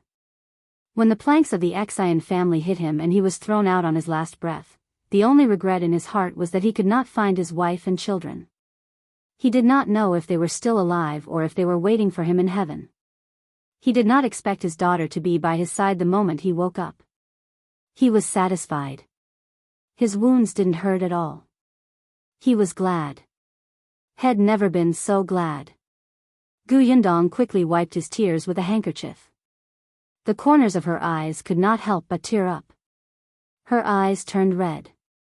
I'm happy too. Gu Dajiang grinned like a child. But in the next moment, he suddenly raised his head slightly and looked behind Gu Yundong. However, there was no one there. His hand could not help but tremble slightly. He wanted to speak, but he did not know how to. Gu Yundong quickly knew who he was looking for. She smiled and said, Mother and Yunshu and Yinka are all fine. Gu Dajiang was stunned. His gaze landed on her again. Gu Yundong continued, Back then, I saw that the Qingyuan Prefecture was in chaos. I was afraid that I could not protect my mother and younger siblings, so I brought them to the Xuanhe Prefecture. Now, they have settled down in Yongfu village under the Xuanhe Prefecture. They are all at home, waiting for us to return. After a pause, she said, I'm sorry, father. I didn't fulfill my promise to you. No, you did the right thing. You did the right thing. Gu Dajiang's voice became lighter. Knowing that his family was safe, he seemed to be in high spirits. There's nothing more important than your safety. I didn't think it through back then. I didn't expect the city gate of Qingyuan Prefecture to be tightly shut, causing chaos. What about you? Gu Yundong did not want him to continue blaming himself. She changed the topic and asked, Why did father come to Wanqing Prefecture? Actually, I went to Qingyuan Prefecture to look for you. I even met Bao Chunhua and his wife. They said that they had seen you and saw you leave the city gate with their own eyes. Unfortunately, they didn't know where you went after you left. I even went. She paused and did not tell him that she had been to Gu village. She would take it slow. So many things had happened in Gu village. She had to tell her father, but she did not want to say it yet. Chapter 454, That woman should die. Gu Dajiang was stunned. He really didn't expect her to have been to Qingyuan Prefecture. He pursed his lips and frowned. Back then, I thought that you would wait for me in Qingyuan Prefecture, so I kept looking for you there. Later on, he lowered his voice. I bumped into your aunt later. Gu Qingyuan. Gu Yundong was flabbergasted. Isn't she dead? Dead? Gu Dajiang frowned. When did she die? She was still alive when I met her. Although he and Gu Qingyuan were siblings, their relationship was really weak. It could even be said that they had become enemies. From his tone, it was obvious. I met my uncle. He said so. However, this was not important. What happened after you met my aunt? She said that you came to Wanqing Prefecture. Actually, I didn't believe her at first. However, Gu Dajiang later asked around. There were indeed a few people who told him that they had met such a family that had gone to Wanqing Prefecture before the Qingyuan Prefecture fell into chaos. That was why he came to Wanqing Prefecture. Later on, he met the Yu family. He didn't expect the Yu family to receive Yundong's help. Even the Yu family said that they were coming this way. That was why Gu Dajiang had been looking for them in Wanqing Prefecture for more than half a year. Gu Yundong sighed inwardly. It was really a freak combination of factors. They missed each other just like that. If she had gone to Wanqing Prefecture back then, wouldn't they have met sooner? However, Gu Qingyuan was the one who deserved to die. Others might have really seen them moving this way, but Gu Qingyuan knew very well back then. She had even asked Fu Ming to bring Master Qian to chase after them and wanted to sell her nephew and niece. Anger rose in Gu Yundong's heart. It would be best if Gu Qingyuan was dead. If she was not, Gu Yundong would kill her. She snorted coldly. Seeing the fatigue flash across Gu Dajiang's face, she knew that she had said too much. She would talk about this slowly in the future. He was still injured and should be resting. She had neglected it. Father, you're still injured. It's more important to recover first. Now that we're reunited, there's plenty of time to talk in the future. I still have many things to tell you. Okay. He had found his wife and children, so he naturally had to live well. Recovering from his injuries was most important. He could not go back to see his wife and children like this. By the way, eat something first. I've been asking the waiter to prepare sweet porridge. Father, fill your stomach first. Then, drink the medicine prescribed by the doctor before you rest. As she spoke, she hurriedly opened the door and let the waiter bring the warm porridge over. Gu Dajiang looked at Gu Yundong's back and smiled. Gu Yundong fed him small bites. It was not easy for him to finish it. After drinking the medicine, he really wanted to sleep. She reached out and adjusted Gu Dajiang's pillow. His back was injured, so he could only lie on his stomach or sideways. He couldn't move too much, or it was easy to pull at his wound. Gu Dajiang was really tired and his body hurt a lot. He actually couldn't bear to close his eyes. He wanted to see his daughter more. However, he really couldn't take it anymore. As soon as he closed his eyes, he quickly fell asleep. Tong Shuitao only returned when the sky was about to turn dark. When she heard that Gu Dajiang had woken up, she immediately became happy. Miss, go and rest. I'll guard master. You keep watch for the first half of the night. I'll do it for the second. All right. Gu Yundong went to the room next door to rest, but she did not sleep well. She was always worried that something would happen to Gu Dajiang. Before midnight, she came over to replace Tong Shuitao. Fortunately, everything went smoothly. Gu Dajiang didn't have a fever, and his injuries were recovering. Chapter 455, Yundong is really good looking. After dawn, Dr. Yu came over again. After showing it to Gu Dajiang, he heaved a sigh of relief. I'll change his bandage first. Continue taking the medicine I prescribed yesterday. Thank you, Dr. Yu. Gu Dajiang was in a deep sleep, but he was still woken up by the pain of changing the bandage. When Dr. Yu saw him open his eyes, he smiled kindly. How do you feel? Does it hurt anywhere? Do you feel choked or difficult to breathe? Gu Dajiang quickly realized his identity. No, other than the pain in my wound, everything else is fine. With that, he hurriedly went to look for Gu Yundong. When he saw that she was still there, he heaved a sigh of relief. Except, how did his daughter become so good-looking? She had washed off her thick eyebrows from yesterday and changed her clothes. These clothes looked expensive and her face was rosy. She was actually more beautiful than before. After Dr. Yu changed the bandage and gave some instructions, he left. Gu Yundong walked to the edge of the bed and sat down. Seeing that Gu Dajiang was staring at her, she could not help but find it strange. Father, what are you looking at? Gu Dajiang paused and smiled. Yundong is really good-looking. Gu Yundong immediately felt a little embarrassed. How can a father praise his daughter like that? Father is telling the truth. He looked very proud. Unfortunately, he was injured and couldn't even lift his head. At the thought of his injury, Gu Yundong could not help but frown. Father, why did the Xian family hit you so ruthlessly? They almost killed you. As she asked this question, Gu Yundong's face was instantly filled with anger and a hint of killing intent. She didn't know how her father had offended the Xian family, but with her father's personality, he definitely wouldn't offend them to the point of getting himself killed. She wasn't going to let this go. Gu Dajiang lowered his eyes slightly and thought of everything in the Xian residence. He slowly closed his eyes. After a while, he looked up and smiled. It's nothing. Am I not fine? It's over. If father doesn't want to tell me, I'll go to the Xian family to ask myself. Yundong. Gu Yundong pursed her lips tightly and looked at him firmly. Gu Dajiang smiled bitterly. How did you become so stubborn? Father, go ahead. Gu Dajiang sighed secretly and said in a low voice, 2 days ago, I heard that the second young master of the Xian family wants to take in a concubine. That concubine's surname is Gu and her name is Gu Yundong. Gu Yundong's body suddenly froze. The words of the woman she had heard when she had disguised herself and sneaked into the kitchen of the Xian residence flashed across her mind. Yes, there was a concubine with the same name as hers in the Xian manor. Father thought, it was me? No wonder. No wonder he was unwilling to say it just now.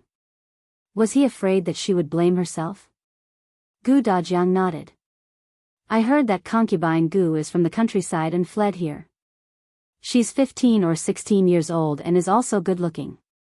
Moreover, she wasn't willing to be a concubine and was forcefully taken over by second young master. To get her, they even captured her mother and threatened her with her mother's life.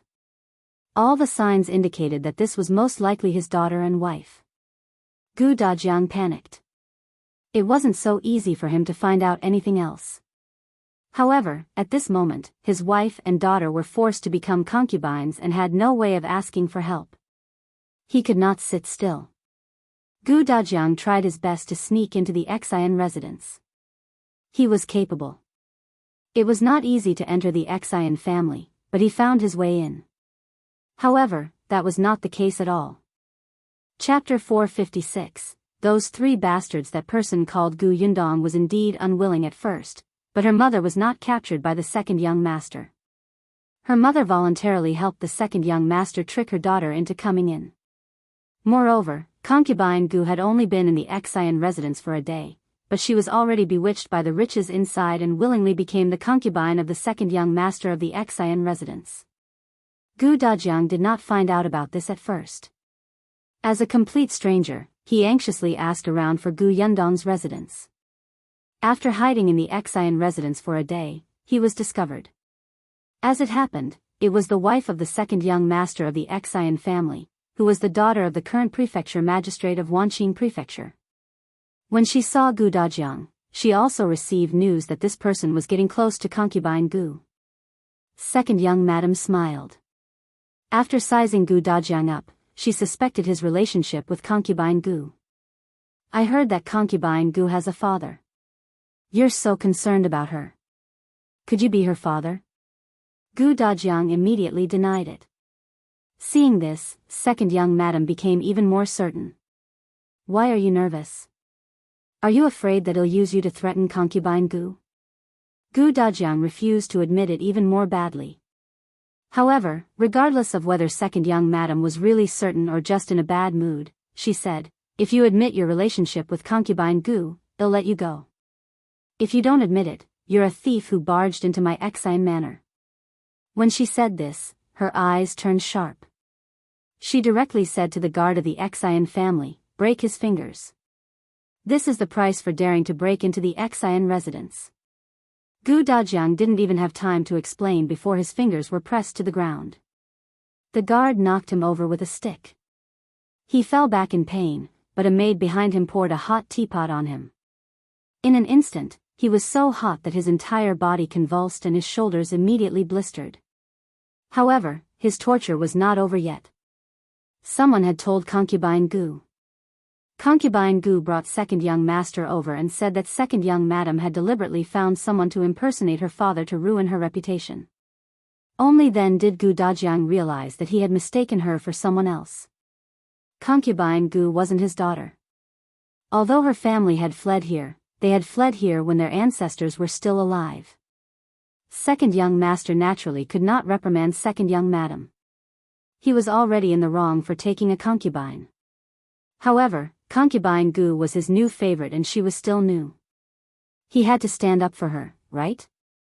Hence, he pushed all the blame to Gu Dajiang. He said that the man had pretended to be concubine Gus' father to enter the residence and swindle others, which was simply detestable. He got the guards to beat him up 20 times. Those people only threw him out when he was on the verge of death. Gu Yundong trembled when she heard that. These bastards did not care about human lives at all. One was to vent her anger. One was to trample on others in order to fight for favor. One was trying to pacify his wife and please his concubine for the sake of having 2 women. That was why they could casually take her father's life. Gu Yundong quickly lowered her head to prevent her father from seeing the fierceness in her eyes. "I'm fine. Look, if not for this, I wouldn't have been able to see you, right?" Gu Dajiang comforted her. Gu Yundong looked up and forced a smile. No, without this, she would have been able to see Gu Dajiang safe and sound in the Yu family, not the father who was on the verge of death and was sweating from the pain. Gu Yundong took a deep breath and suppressed her anger. At this moment, Tong Xuetao entered the house. She leaned close to Gu Yundong's ear nervously and said, "Miss, something seems to have happened." Chapter 457, Are they looking for us? Gu Dajiang was stunned when he saw Tong Xuetao. And what did she call Yundong just now? Miss? He looked at the two of them in shock. Only then did Tong Xuetao realize that Gu Dajiang had woken up. She hurriedly said respectfully, "Master." Gu Dajiang was speechless. Gu Yundong asked Tong Xuetao, "What happened?" The latter suddenly reacted. She glanced at Gu Dajiang and lowered her voice even more. Only Gu Yundong could hear her. "Young miss, I was at the entrance of the inn just now and saw the second young master of the Xian family coming over aggressively with 2 guards. Do you think he knows that we brought old master back and is here to settle the score?" Gu Yundong stood up. "I'll go out and take a look. Take care of my father." "Yes, my lady." Gu Yundong opened the door and saw a rich man's son entering the inn with 2 guards. He was walking upstairs. Why would the second young master of the Xian family be so free? He even intervened when someone they didn't care about had been saved, and even personally brought people to settle the score? Gu Yundong felt that it was unlikely.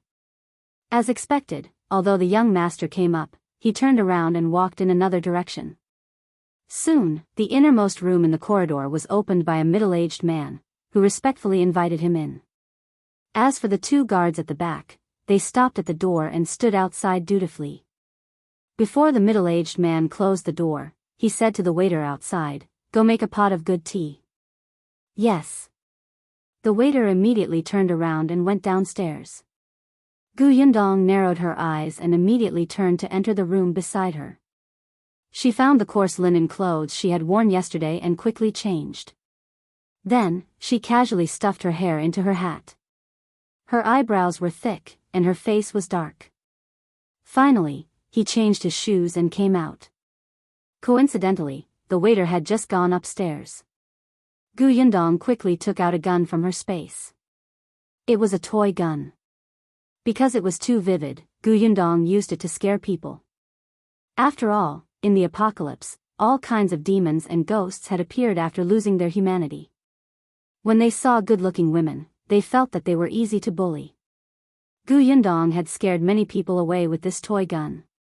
The bullet of this gun was round like a sugar ball. It would not hurt anyone, but it would definitely hurt the victim when shot from the muzzle. She aimed at the waiter's knee and fired 2 shots. The waiter bent his knees and almost threw the tray in his hand. Gu Yundong was responsive and quickly supported him with one hand and the tray with the other. She asked in a low voice, "Are you all right?" The waiter gasped and looked up. "Miss Gu? Why are you dressed like this again?" "I have something to do outside. It's more convenient to dress like this." Gu Yundong helped her up and asked, "How are you?" "I don't know why, but my legs seem to have been hit by something." The waiter turned his head and looked, but he didn't find any stones. "It hurts a little. I think you should sit over there and rest first." But, he glanced awkwardly at the tray in his hand. Gu Yundong smiled. I'll send it to you. Huh? The waiter was surprised. Aren't you going out? I don't have anything urgent to do. I'm just delivering tea. It'll be done soon. Which room should I send it to? As Gu Yundong spoke, she had already accepted the tray. Chapter 458, Secret Recording. The waiter subconsciously pointed to the innermost room. Gu Yundong nodded. All right, I'll do it. You've been helping me run errands for the past 2 days. Take it as my thanks. Before anyone could react, she had already left with the tray. Only then did the waiter reach out and rub the bend of his leg. Then, he stood up straight and walked for a while. It didn't hurt anymore. He let out a sigh of relief and immediately thought about it. That's not right. He was so diligent in running errands for Miss Gu because he wanted a bonus. Could it be that Miss Gu was helping him deliver tea because she didn't want to pay him? The waiter cursed and wanted to change back. But when he walked over, he realized that it was too late. Gu Yundong had already knocked on the door and entered in a flash. There were only 2 people in the room.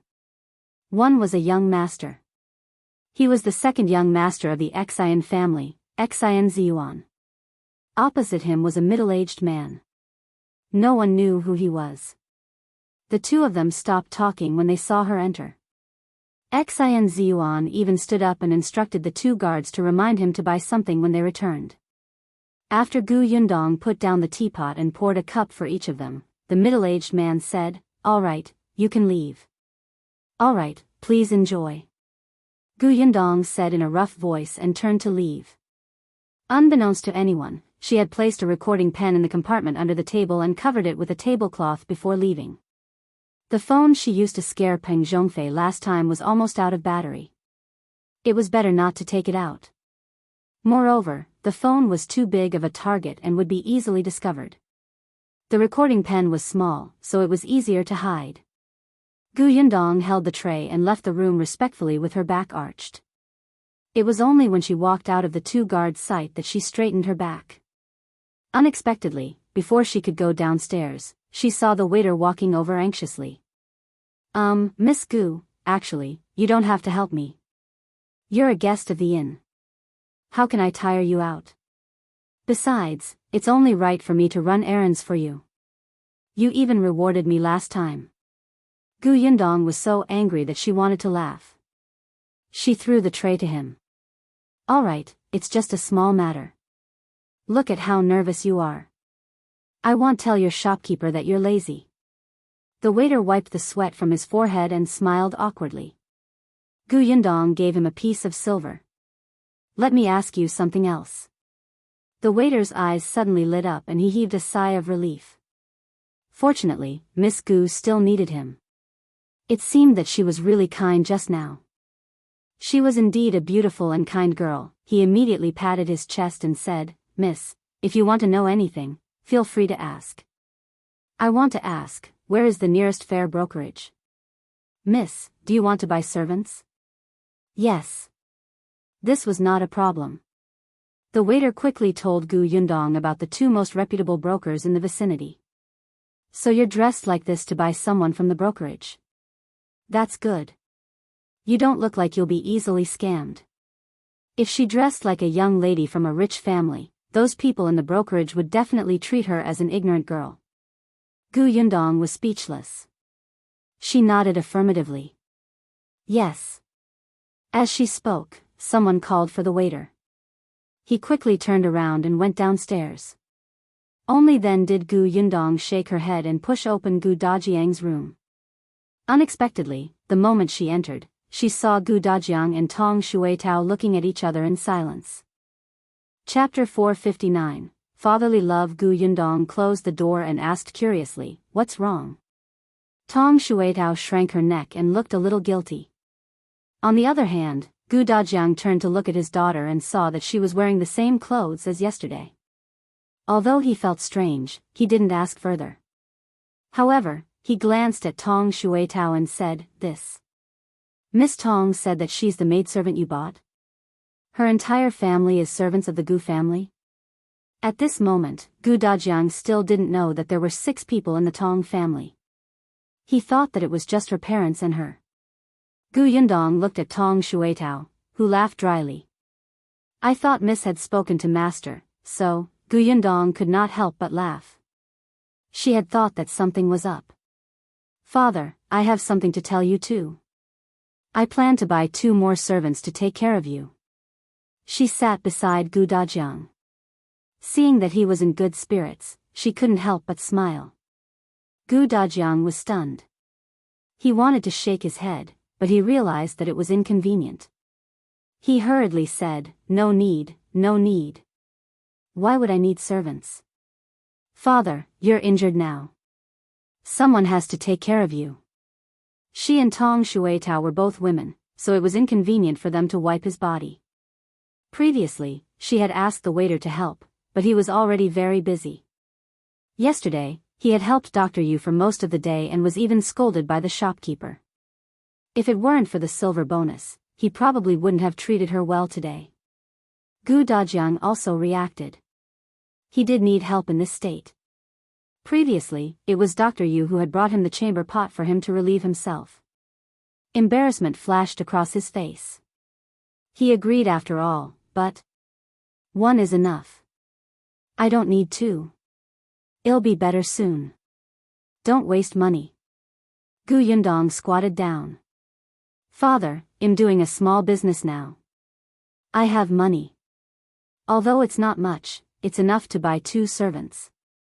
Yes, compared to the Xian residents, she was still very poor. However, Dajiang had a serious expression. Just 1. It's not easy to do small business now. Save the silver as your dowry in the future. His daughter was already 15 years old. She would be of marriageable age soon. When the time came, it would be time to discuss marriage. In the past, when he was in the old Gu family, he was worried that his father and stepmother would cause trouble and that Yundong would not be able to find a good husband. Now that he had left the place and Yundong was so good, she would definitely be very happy in the future. Thinking of this, Dajiang couldn't help but feel relieved. Seeing how insistent he was, Yundong had no choice but to agree. Father, rest first. I'll be back soon. Be careful. When you look at people, don't judge them by their appearance. You have to see if they're honest. Those brokers are very smart. We won't buy any if the price is high. We can hire people too.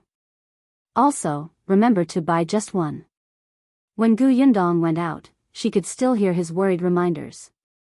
Her heart was warm and sour. This was the love of an old father.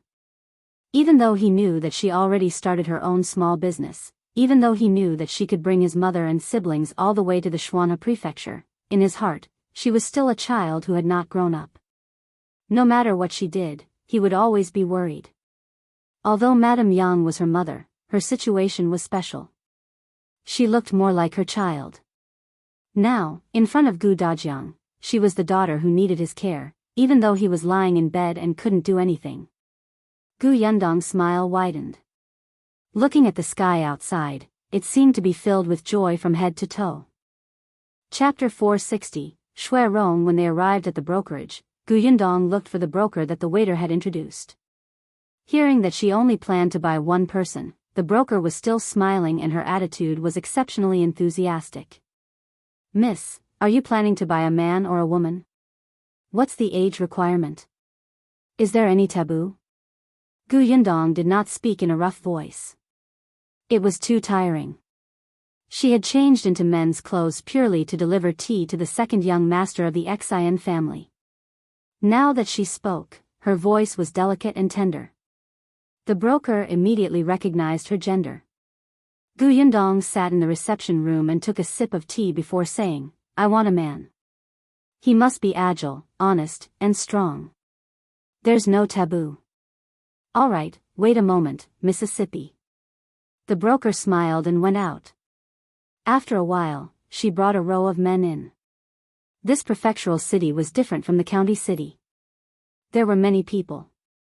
Yundong raised her head and listened to the broker's introduction. This one used to be a stable driver. The previous owner thought that his driving was unsteady, so he sold him. This person is selling himself. He escaped from the Yongning Prefecture previously and was arranged to live in a remote village when he settled down. He really can't survive. The broker described the experiences one by one, but Gu Yundong was not satisfied with them all. She was looking for someone to take care of Gu Dajiang's recuperation. Most men were careless, especially these people. Although they looked honest, they were also clumsy. Not only would they not do their job well, but they would also worsen her father's condition. Seeing that she was dissatisfied, the broker immediately waved her hand and let these people leave. "Miss, what are you planning to do with the servant?" "To take care of a patient." After thinking for a while, Gu Yundong added, "It's best if they have such an experience or used to be an apprentice in the medical hall and pharmacy." "Do you have any?" The broker was stunned for a moment. She thought for a moment and said, "There is one." This person's original young master's body was weak all year round. He had served the young master for a few years and is a meticulous person. However, that young master's condition worsened once and he was in danger. His mother said that these servants didn't serve him well and killed 2 of them. The rest were sold. Gu Yundong raised his eyebrows. From the meaning of her words, the servants were innocent victims who took the blame. She nodded. "Tell the man to come. I'll take a look." The broker quickly brought him over. He was a man in his early 20s and looked very thin and weak. There was no expression on his face. Gu Yundong asked him a few questions, but he tried his best to make it clear with the least amount of words. Gu Yundong was pleasantly surprised. Although this person was taciturn, he spoke clearly and was very organized. Moreover, he was very clear about the things to take note of when taking care of a patient. Although he was thin, he was quite strong. Then. The broker's face lit up. "All right, then I'll prepare the contract for you now." She was actually relieved. This person was not easy to sell. It was mainly because everyone felt that it was very unlucky that the guy had served a patient who did not end well. He had been in the brokerage for a few months, but he had not been sold. The man was also a little surprised, but he quickly calmed down. Gu Yundong waited until they left the brokerage before asking with interest, "Your name is Xue Rong, right? Who was your previous master?" Xue Rong paused for a moment and answered simply, "Xian family." Gu Yundong stopped in her tracks. The Xian family? Was it the Xian family that she knew about? Chapter 461, Xian Zhiyuan left. That's right. Gu Yundong remembered that the eldest young master of the Xian family seemed to be in poor health all year round. So, Xue Rong had served the eldest young master of the Xian family. This was really beyond her expectations. No wonder Xue Rong looked like he had undergone professional training. His silence was probably a habit he had developed in the Xian residence. He seemed to be a cautious person. Xue Rong also raised his head slightly to look at his new master. He thought that if the other party knew that he was sold by the Xian family, she would ask him some questions or return him. But Gu Yundong did not mention a word about the Xian family all the way to the inn. She only instructed him, "You have to take care of my father. He's injured, and the doctor said that he needs to recuperate for a period of time. Since you're experienced and know how to take care of others, you must know more about what to pay attention to than I do. Well, stay in the inn for the time being. You'll share a room with my father. As for the rest, you'll slowly understand in the future." "Yes, my lady." Gu Yundong nodded and the 2 of them went upstairs. As she turned the corner, she glanced to the other side and saw that the 2 guards were still standing at the door. It seemed that they had not left. After entering the house, Tong Shuetao immediately looked over and whispered, "Miss, master is asleep." Gu Yundong's actions instantly softened. He introduced Xue Rong to her before bringing him to the edge of the bed. "This is my father, Gu Dajiang. I've told you about his injuries. If you have any questions, ask Shuetao." Xue Rong agreed. Gu Yundong looked at Gu Dajiang again before leaving. She had to keep an eye on Xian Ziyuan's door and see when he was leaving. She was going to retrieve the recording pen. Gu Yundong went downstairs and asked the waiter for lunch. She ate slowly while waiting. There were a lot of people in the lobby. No one would notice her if she sat in the corner. About half an hour later, someone finally appeared at the staircase on the second floor. Gu Yundong narrowed her eyes. As expected, she saw Xian Ziyuan coming down with 2 guards. Not only them, but the middle-aged man also came down. Good. Now there's no one in the room. The middle-aged man instructed the waiter, "Clean up my room." "All right," the waiter replied. He instructed the other waiter to look after the customers downstairs and went to the second floor. Gu Yundong immediately put down her chopsticks and strode after him. She went straight to the innermost room and saw that the waiter was about to bring out the teapot. He was stunned for a moment when he saw her. "Miss, why are you here?" "I was looking for you," Gu Yundong said as she walked inside. The waiter subconsciously asked, "Why are you looking for me?" He did not bother to stop Gu Yundong from entering. Gu Yundong leaned against the table. While the waiter was distracted by the noise downstairs, he quickly reached under the table and put the recording pen into his space. Then, she said, "Didn't I buy someone? I've already brought him back. He's staying in my father's room now. I want to ask you for an extra quilt for him to use. Also, send a lunch up." "That's easy. I'll send it over in a while. I'm not in a hurry. You can give it to him when you're free." With that, Gu Yundong left with a smile.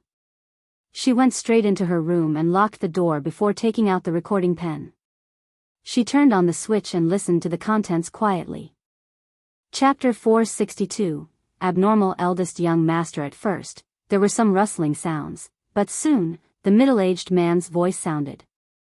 "I heard that second young master has taken a concubine." "What? Uncle Wei even cares about this?" "Second young master, you've misunderstood.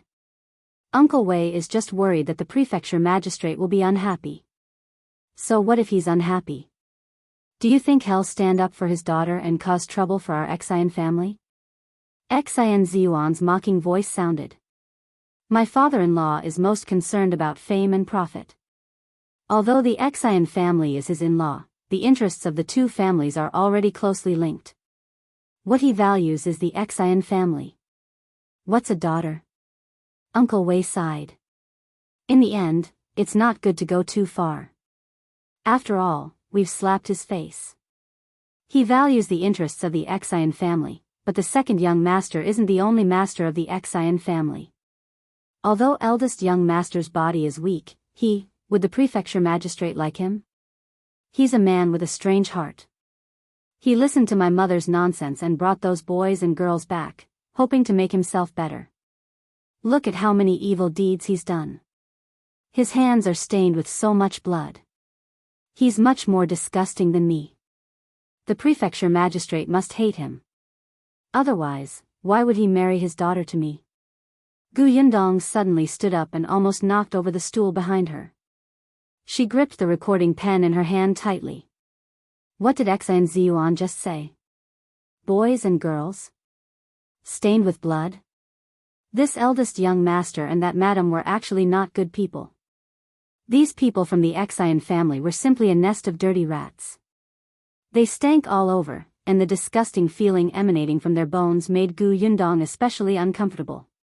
She took a deep, slow breath and had a sip of water before she continued to play. Uncle Wei's anxious voice came from inside. Second young master, be careful with your words. You can't spread these words around. Otherwise, not only will your brother's reputation be ruined, but the entire Xian family will also be criticized. At that time, the one who will suffer the greatest loss will still be second young master. All right, I won't say anything, okay? Xian Ziyuan seemed to be very impatient with Uncle Wei's teaching. However, the two of them seemed to have a good relationship. Uncle Wei should be a servant of the Xian family. Gu Yundong had also seen with her own eyes how respectful he was to Xian Ziyuan. However, when they spoke now, there was a hint of intimacy and familiarity between the two of them. Zhiyuan at least treated him as half an elder. Yundong memorized Uncle Wei before continuing to listen. It was still Zhiyuan who spoke.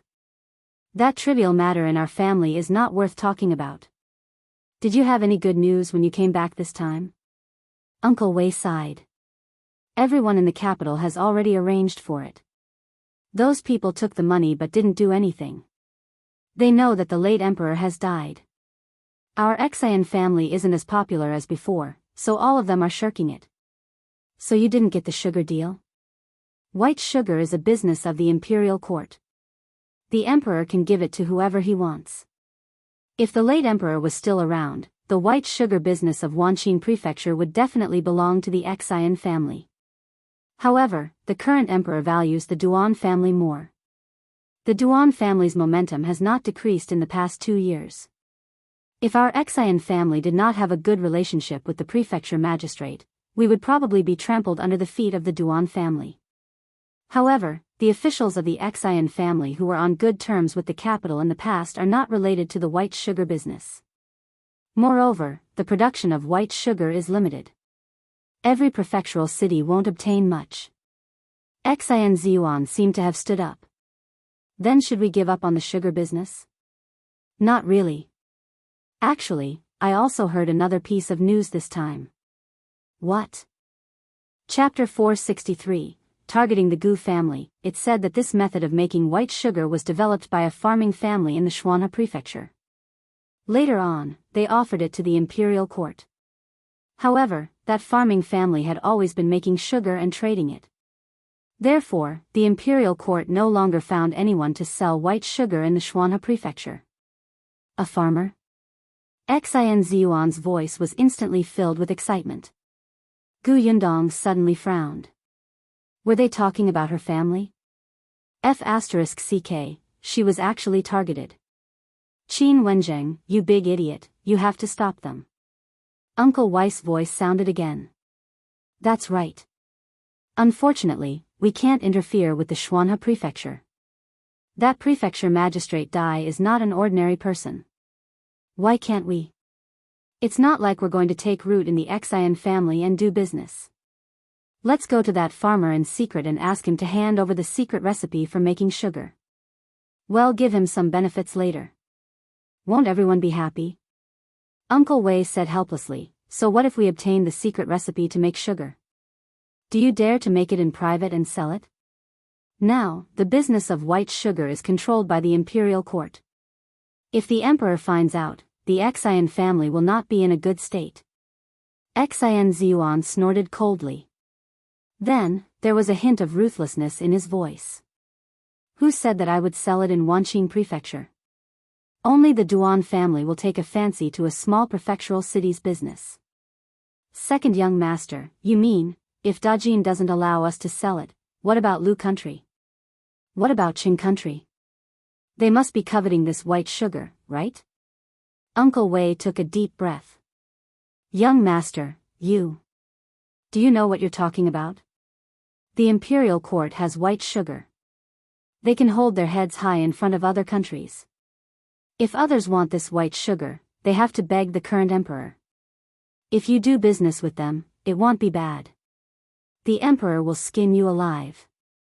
If we don't do business with them, are you really going to watch the Duan family step on our heads? But that won't do either. This isn't the time of the late emperor. Even if we have any connections with those two countries, we won't be discovered. The late emperor was muddle-headed. The current emperor is very shrewd. Zhiyuan was a little unwilling. It can be less, that won't do either. Second young master, you should give up on this idea as soon as possible, Uncle Wei said. He probably realized that his tone was too cold, so he softened his tone. Second young master, be more patient. Why don't you wait for a while and see what the emperor thinks? If he really agrees to the Duan family, it won't be too late for us to take action. Uncle Wei continued, as for the white sugar, we can do as second young master said and go to that farmer to get the secret recipe first. Leave this matter to me. You can wait for news in the residence. All right. Zhiyuan was still a little unwilling. Uncle Wei sighed and reiterated, don't contact those two countries. Wait for me to come back. I know. Zhiyuan was impatient.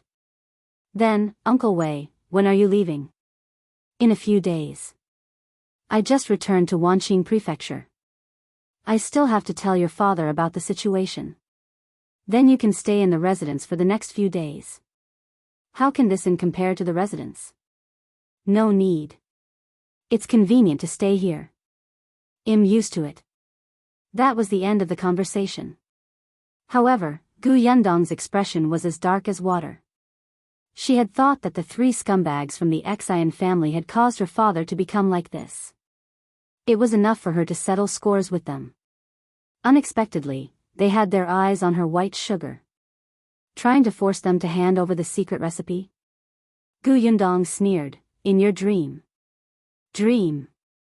Chapter 464, Writing a Letter Xian Family, Xian Family, Xian Family. Yundong's fingers tapped lightly on the table, and she put the recording pen back into her spatial storage. She would definitely not let the Xian family off.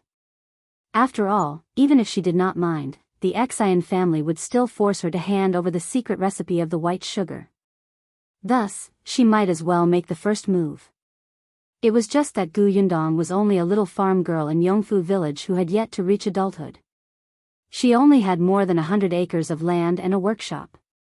Compared to her, the Xian family was a colossus. Fortunately, the Xian family was courting death. Yundong sneered. She took out a brush, ink, paper, and inkstone and began to write a letter in detail. In the letter to Qingyuan, not only did she say that the Xian family and the Wanqing family were colluding, but she also said that many young masters of the Xian family were looking for boys and girls.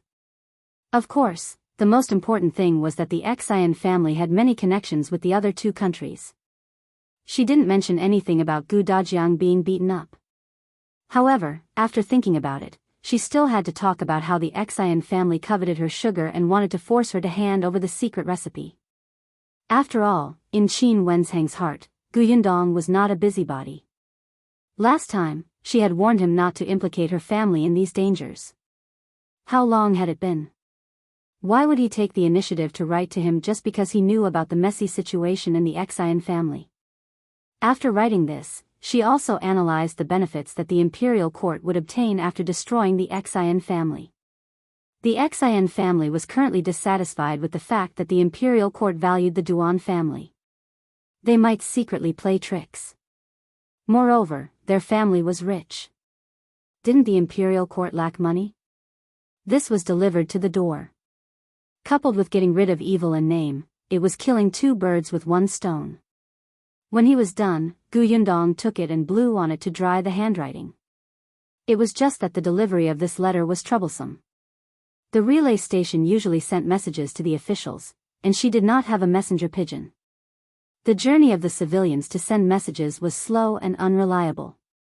If such an important letter was lost, it would be fatal. Yundong thought for a long time and suddenly stopped tapping the table. She had an idea. After folding the letter in her hand, Yundong stood up and was about to leave when she realized that it was getting dark outside.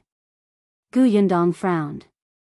Just then, there was a knock on the door, followed by Tong Shuetao's voice. Mississippi. Come in. Tong Shuetao entered with a tray. Miss, have dinner first. Yundong rubbed her temples. Unknowingly, it was already so late. It seemed that she could only go out tomorrow. She placed the letter into her spatial storage. How's my father? Master woke up once and found out that you were the one who hired Brother Xue to serve him. He even asked where you were. When he found out that Miss was busy, he didn't say anything. After taking the medicine, he fell asleep again. Tong Shuetao answered as she placed the food on the table. Yundong nodded. The medicine prescribed by Dr. Yu had the effect of calming the mind and helping him sleep. Dajiang needed more rest now. Moreover, She had heard from Grandpa Yu that her father worked day and night to find them and had very little time to rest. Just the day before she met him, he had snuck into the Xian family and did not sleep for the entire night. Now, it was a good time for him to recuperate. After dinner, Yundong went to Dajiang's room to take a look before returning to rest. The next morning, she got up and prepared to go out with the letter she had written yesterday. Unexpectedly, as soon as she opened the door, she saw Xue Rong coming out from next door. Moreover, it seemed like he was going out.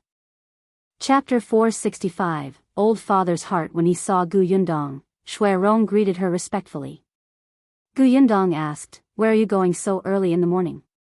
Replying to young miss, old master instructed me to go to the Yu family and bring his clothes over. Yundong waved his hand. "Don't go yet." As she spoke, she entered the house. Dajiang had woken up and was lying on his side. His eyes were staring straight ahead, and no one knew what he was thinking. When he saw Yundong, a trace of joy flashed across his face. "Yundong is here? Father." Yundong sat on the edge of the bed. Seeing that he was in good spirits, she relaxed slightly. "Let Xue Rong take care of you here. I'll go to Grandpa Yes' house." "Sigh, let our Rong go." "Our Rong?" Yundong raised his eyebrows and turned to look at Xue Rong. She wouldn't have known while this person was quiet. In just half a day, he made Tong Xuetao call him Brother Xue and her father called him Our Rong. Xue Rong pursed his lips. He still looked the same, quiet and obedient. Yundong smiled and turned to Dajiang. "Father, I originally planned to go to Grandpa Yes' house. I happened to have something to ask him for help with. Besides, they took good care of you some time ago. Logically speaking, I should go over personally to thank them." "Yes, you should indeed thank them," Dajiang agreed. Then, he frowned. "But you don't know that the people living near the Yu family are very messy. It's not safe for a girl like you to go over. How about this? Let our Rong accompany you. I'm already much better today. It's fine without him taking care of me." "Father, I can go alone." "No, I'm worried." "Why don't you let our Rong accompany you? Or let our Rong go on your behalf?" Yundong choked. Along the way, she had always made her own decisions. But now, facing her father who cared about her, there were some things that she could not refuse. Sighing, Yundong could only nod. "All right, I'll get Xue Rong to accompany me." Dajiang revealed a smile. "It's a pity that father is injured. Otherwise, father would have accompanied you. I may not be back in a while." To ease her father, Yundong could only bring Xue Rong along. Before leaving, he instructed Tong Xuetao to take care of her father. In a while, Dr. Yu would come over to change his bandage.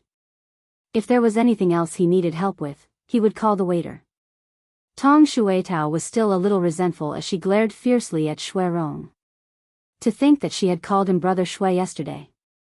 She did not expect him to fight for Miss Favor the moment he arrived. Miss did not even bring her along when she went out.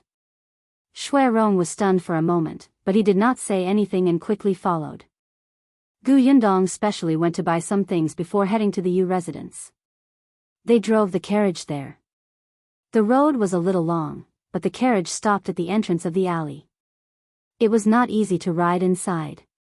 It was still the same alley, and those sizing gazes. Yundong did not care, but Xue Rong frowned slightly. He followed Yundong cautiously, glancing left and right from time to time. When he saw a few young men with sloppy gazes that revealed greed, Xue Rong's heart could not help but thump. Fortunately, not long after, they entered the Yu family. There were people in the Yu family, so the courtyard door was open.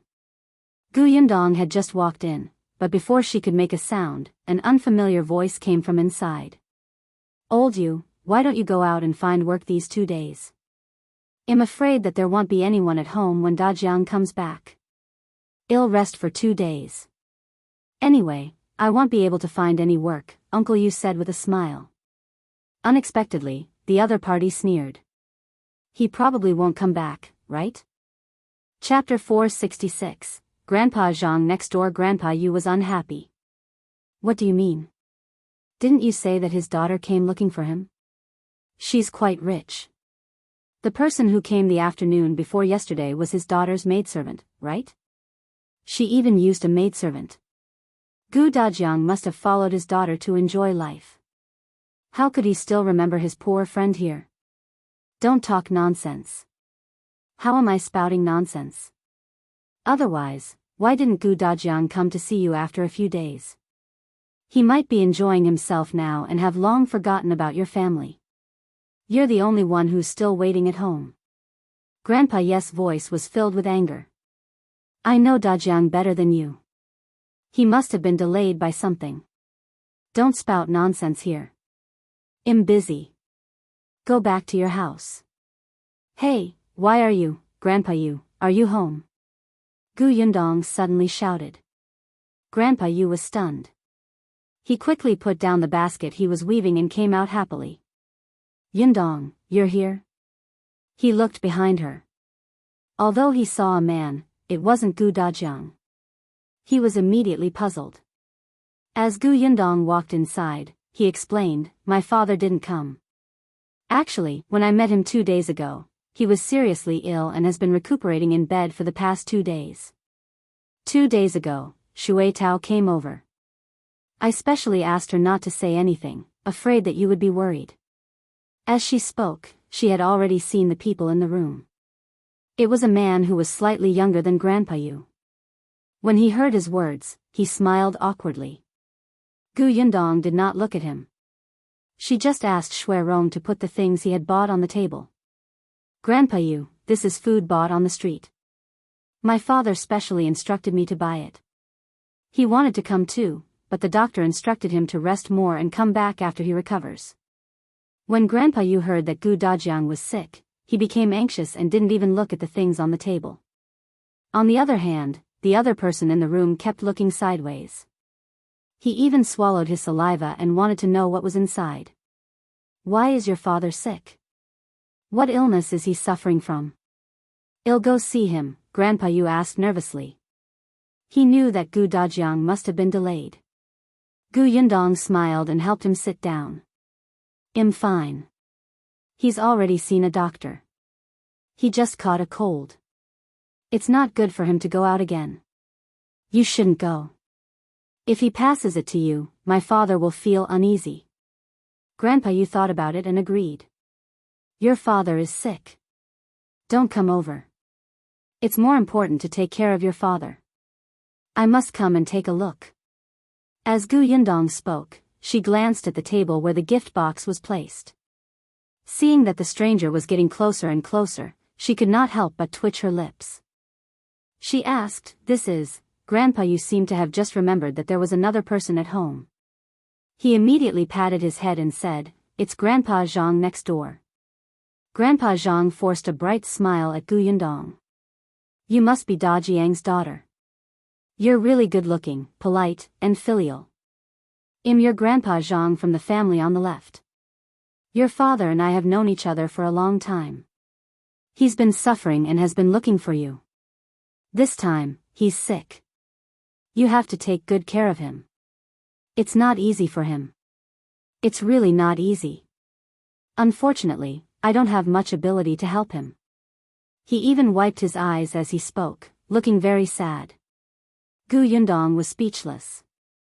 Chapter 467, Box with a secret compartment. You've got quite a lot of drama. Grandpa Yu could not stand it anymore. He waved his hand and chased him away. All right. This has nothing to do with you. Hurry up and go home. Your grandson will come looking for you later. Grandpa Zhang let out a sigh and refused to leave. I'm talking to him. Why don't you know any etiquette? How can you chase a guest out? I haven't forgotten what you said just now. Why don't I have a good talk with the Gu family's girl? Grandpa Zhang immediately fell silent and snorted. Seriously, if you want to leave, so be it. You're too much. With that, she hurriedly left. Grandpa Yu closed the courtyard door and blocked the view outside. He then came back to greet Gu Yundong. Come, come. Yundong, take a seat first. He poured 2 glasses of water for her. Why did you bring anything? These things are expensive. Grandpa Yu, I hope you don't mind, Gu Yundong said politely. Then, he changed the topic and said in a low voice, actually, I came today to ask for your help with something. Tell me. As long as I can help, it'll definitely help. Grandpa Yu, do you know any carpenters? I want to ask someone to make me a small box with a secret compartment. Uncle Yu slapped his leg. I know him. There's a carpenter Tan in an alley over there. He's very skilled, but he doesn't have a good temper, so he doesn't take on many jobs. Grandpa Yu, can you bring me to meet him? Are you in a hurry? Gu Yundong nodded.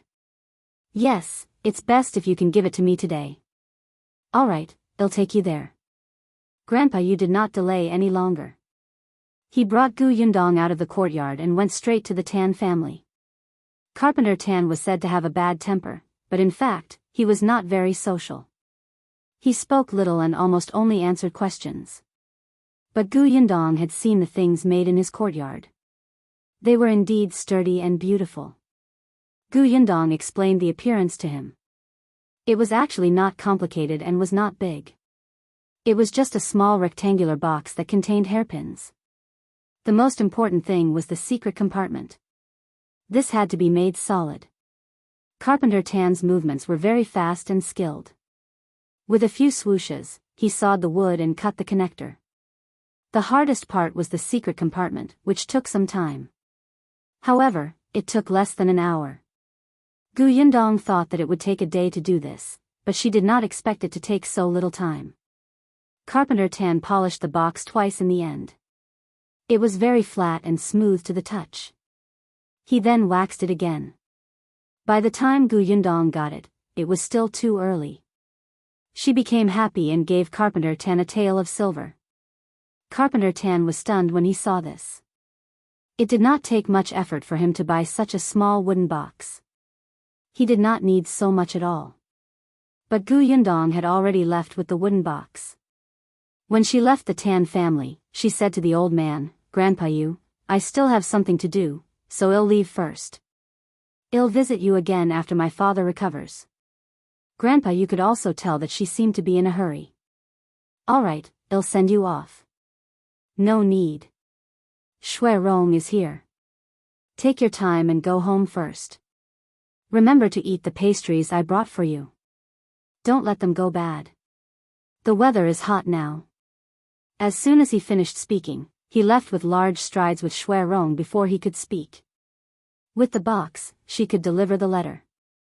Unfortunately, there were always obstacles blocking her path to success. Gu Yundong sighed inwardly as she looked at the 4 people who had stopped him.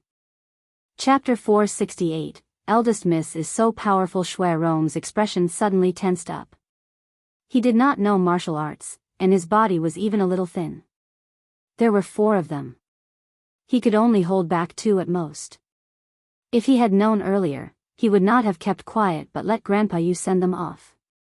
The 4 of them had already surrounded them. Miss, don't be afraid. We just want money. Look at how hard our lives are. Give us some money and buy peace. Isn't it good for everyone to live in harmony? Xue Rong was already prepared for battle. He whispered to Gu Yundong without looking back, Miss, I'll hold them back later. Run quickly. This side is close to the Yu family. Run towards the Yu family. Gu Yundong held his forehead and laughed. She patted Xue Rong's shoulder and looked at the 4 of them. I have something urgent to attend to. It's better if you don't block my way. Otherwise, you'll suffer if I don't hold back. The 4 of them were stunned and could not help but laugh. Miss, you're scaring us. Gu Yundong sighed. Seeing that they were slowly crowding around him, he immediately handed the box in his hand to Xue Rong. Hold it. Stand there and don't move. Xue Rong, who was about to walk forward, suddenly stopped. The next moment, he widened his eyes and watched in shock as Gu Yundong flipped someone to the ground. Then, she picked up a stick from the ground and hit the other person's back. Then, she kicked another person's knee. That person's face instantly twisted as he knelt on the ground. In the end, she walked towards the last person. That person watched helplessly as his 3 accomplices fell to the ground in an instant. His expression changed. He looked in horror at Yundong, whose hair was not even messy. "Ah!" he screamed and turned to run. Yundong sneered and threw away the stick in his hand. She patted her dress and tidied her clothes. She walked back to Xue Rong's side, took the box, and strode out of the alley. Xue Rong was still standing on the spot, suspecting that there was something wrong with his eyes. How was this possible? Miss was alone, weak, wearing a dress that got in the way. She was clearly still young. But she had actually dealt with all 4 of them in the blink of an eye? "Xue Rong?" Yundong called him from outside. "Coming." Xue Rong glanced at the person on the ground again and hurriedly turned around to follow. Yundong keenly sensed a slight change in his attitude, as if he had become more respectful.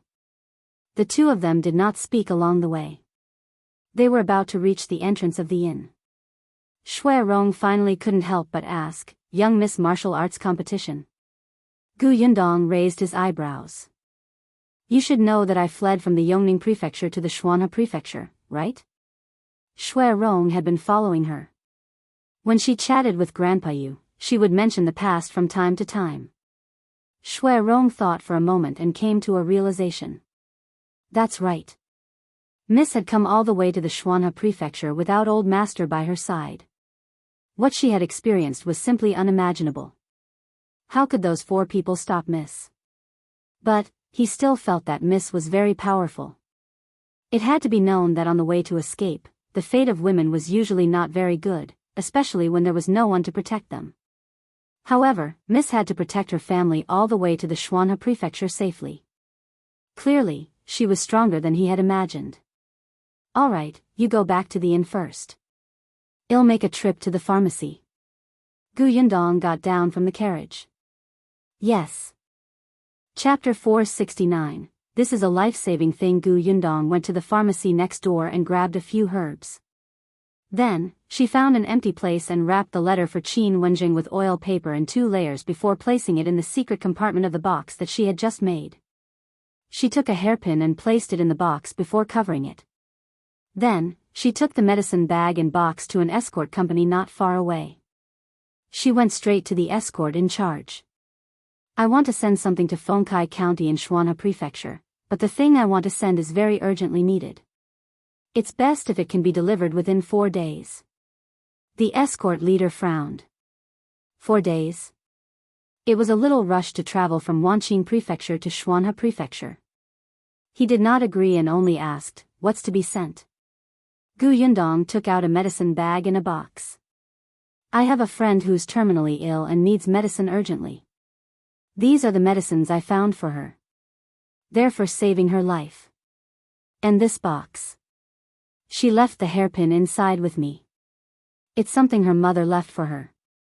Let's leave it for her as a memento." The escort leader understood. This was a life-saving thing, and it didn't leave any regrets. After a pause, he looked at Yundong and said, "Well, take this escort, but you know that if we want to rush to the Shuanhe Prefecture in such a short time, not to mention traveling day and night, we'll definitely have to change horses in between. I'm afraid this price is not cheap." "I know. Herace 100 taels of silver. Is it enough?" The escort leader's expression relaxed a little. "That's enough. In a few days, at most 2 people were required to deliver the thing. It was not a loss to earn 100 taels. Furthermore, the journey to the Shuanhe Prefecture was very peaceful. It was not like they were escorting a large number of goods, so they would not encounter any danger. It wouldn't cost much to change horses. He just needed to make up the difference in price." Yundong discussed with the escort leader again and gave him the address. He also repeatedly reminded him that the escort this time was for saving lives. If the item could be delivered as soon as possible, it should be delivered as soon as possible. She knew that this escort agency was trustworthy. The escort leader valued loyalty. Moreover, the escort leader had said that he would do this job himself. Yundong was relieved and turned to leave. She had no choice. If she just let the escort agency deliver the letter, she would be finished if she accidentally lost it or if someone saw the contents. She bought medicine and made a secret compartment. Although it took some effort, it was at least safer. In the future, she had to think of a way to get some secret code or something. Her family would understand and find the information she wanted them to know. This way, she wouldn't have to worry about others seeing the letter. This time, the address Yundong gave the escort leader was Qingyuan's school. She was afraid that someone would know about Qingyuan, so the recipient was simply Gu. Qingyuan was such a smart person. When he saw the medicine packet, he should be able to guess that she had sent it to him, right? After all, he knew that she had come to Wanqing Prefecture to look for medicine. She had given him medicine for no reason, and there was also an inexplicable hairpin and box. He would definitely notice that something was wrong. He was a young top scholar after all, so his brain worked quickly. Yundong expressed that she was very confident in Qingyuan. Hopefully, he would not want to disappoint him. As for the 100 taels of silver, she would get it back from the Xie family. After she was done, she turned around and walked towards the inn. Before leaving, she even went to the ready-to-wear shop to buy a few sets of clothes for Dajiang and Xue Rong. When she went to Grandpa Ye's house, she didn't bring Dajiang's 2 sets of tattered clothes back. She couldn't wear those clothes at all. They were all patched up. Could it be that she was wearing the clothes cleanly and let her father wear dirty clothes? Carrying his clothes, Yundong's footsteps became much lighter. Unexpectedly, as soon as he entered the inn, he saw a familiar middle-aged man. Wasn't this the man who was talking to Xie and Zhiyuan in the room that day? Chapter 470. So powerful. Yundong remembered that he said that he would personally make a trip to the Shuana Prefecture in a few days to look for the farmer who made white sugar. If you want to go, you have to be able to do it. As the middle-aged man walked upstairs, Yundong had already found an angle and walked behind a potted plant in the corner. There was no one there. She was holding the toy gun. Just as the man Xie and Zhiyuan called Uncle Wei was about to walk up the last step, she instantly hit his leg. Uncle Wei felt a sharp pain in his legs and fell to the side uncontrollably. The waiter was the first to notice that something was wrong. He hurriedly shouted, "Be careful." He wanted to rush forward to support her, but it was too late. Uncle Wei wanted to grab the railing with both hands, but he couldn't. He rolled down the stairs. A customer who was about to go upstairs subconsciously stood to the side. His hands were still tightly gripping the railing as he watched him roll down. Yundong almost laughed out loud. She hurriedly covered her mouth and walked out from behind the potted plant. Uncle Wei rolled to the bottom. His face was pale and he was sweating profusely. He held his leg and cried out in pain. So powerful. She was afraid that the fall wouldn't be serious enough, and she wanted to stab him again later. The waiter hurriedly ran up, and the others in the hall also rushed forward to help. Instantly, there was a commotion below. As Yundong walked over, she searched for the 2 bullets and quickly put away the destruction evidence. Then, without even looking at Uncle Wei, who was carried out of the door, she went upstairs. Tong Shuitao came out and asked curiously, "Miss, you're back. What happened downstairs? It's so noisy." "Oh, someone accidentally rolled down the stairs. Be careful when you take the stairs next time." "Of course, my lady." Yundong entered the room. Dajiang was still awake and Xue Rong was serving him porridge. "I'll do it." Yundong placed the clothes on the table, took the porridge bowl, and personally fed it to Dajiang. "Father, how do you feel today?" "Much better. Doctor, you said that you gave him a lot of money." "He used the best medicine, and it doesn't hurt much when I turn my body now." "Seriously, if you have some money, just save for yourself in the future. There's no need to use the best medicine." "Won't I recover after a few more days?" Yundong fed him a mouthful. "Father, don't you want to get better as soon as possible and go back to see mother and brother and sister? Gu Dajiang immediately stopped talking. He just opened his mouth and obediently finished the porridge. Then, she leaned against the folded blanket and sighed softly. I wonder how they are now.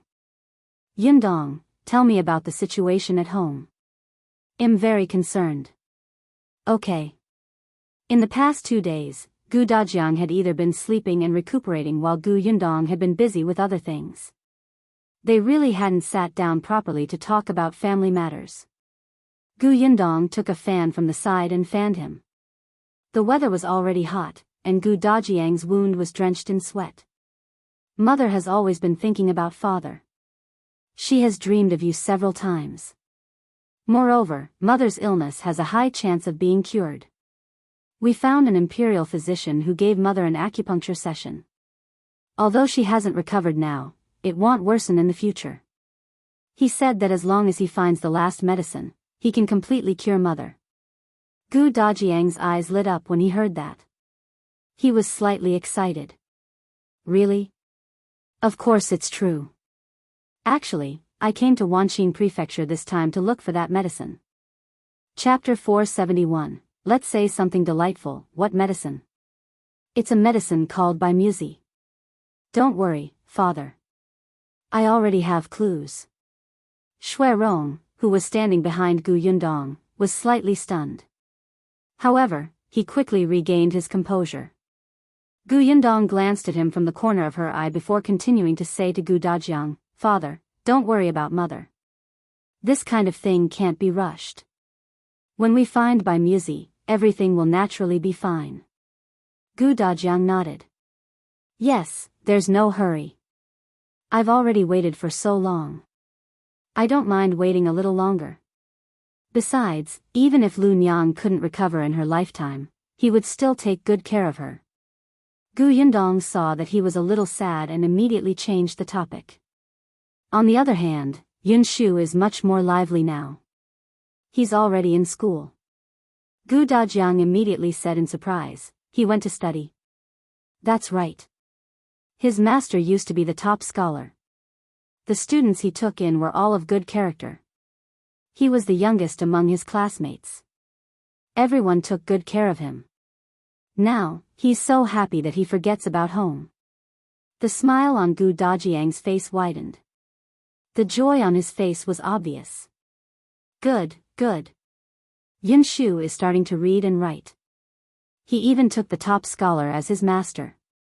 This is something that many people don't even dare to think about. He will definitely be promising in the future.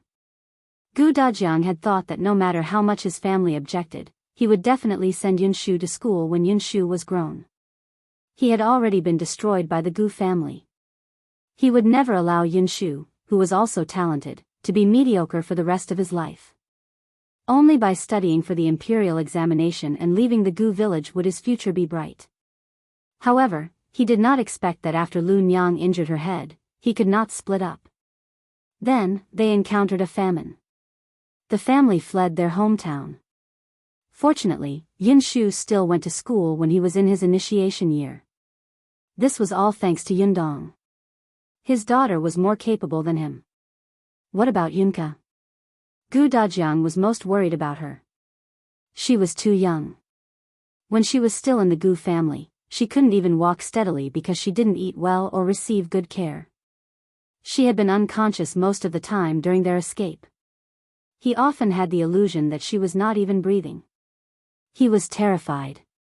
Kiki. Gu Yundong laughed. She's a little foodie now. She can eat anything. Yunshu calls her a fat chick. It makes her so angry that she keeps saying that she doesn't want her brother anymore. But once Yunshu goes to school, she gets anxious when she doesn't see her brother for a day. Every day when she goes home, she's the first to run out to welcome him. Gu Dajiang laughed when he heard that. Yundong's words were like a painting. In the painting, there was Lu Nyang and his 3 children. The family was happy, warm, and blissful. He could not wait to recover from his injuries and go back. Gu Yundong said a lot of interesting things. But for some reason, she didn't dare to mention Shao Qingyuan. She felt that mentioning him in front of an old father who had just found his daughter would agitate him. Yes, her father was still recuperating. It was better to say something that made him happy. Yundong did not say anything about Yuanji. At the mention of him, she would definitely talk about eldest Aunt Gu, who had yet to be found, and Bien Mulan, who had passed away. Dajiang doted on Bien Mulan very much. If he knew that she was gone, he would probably feel terrible. Yundong only mentioned interesting things until Dajiang looked a little tired. Then, she let him rest and went out. Xue Rong followed him out. He pursed his lips as he looked at Yundong, as if he had something to say. Chapter 472, Xue Rong's Distrust. Yundong walked towards her room.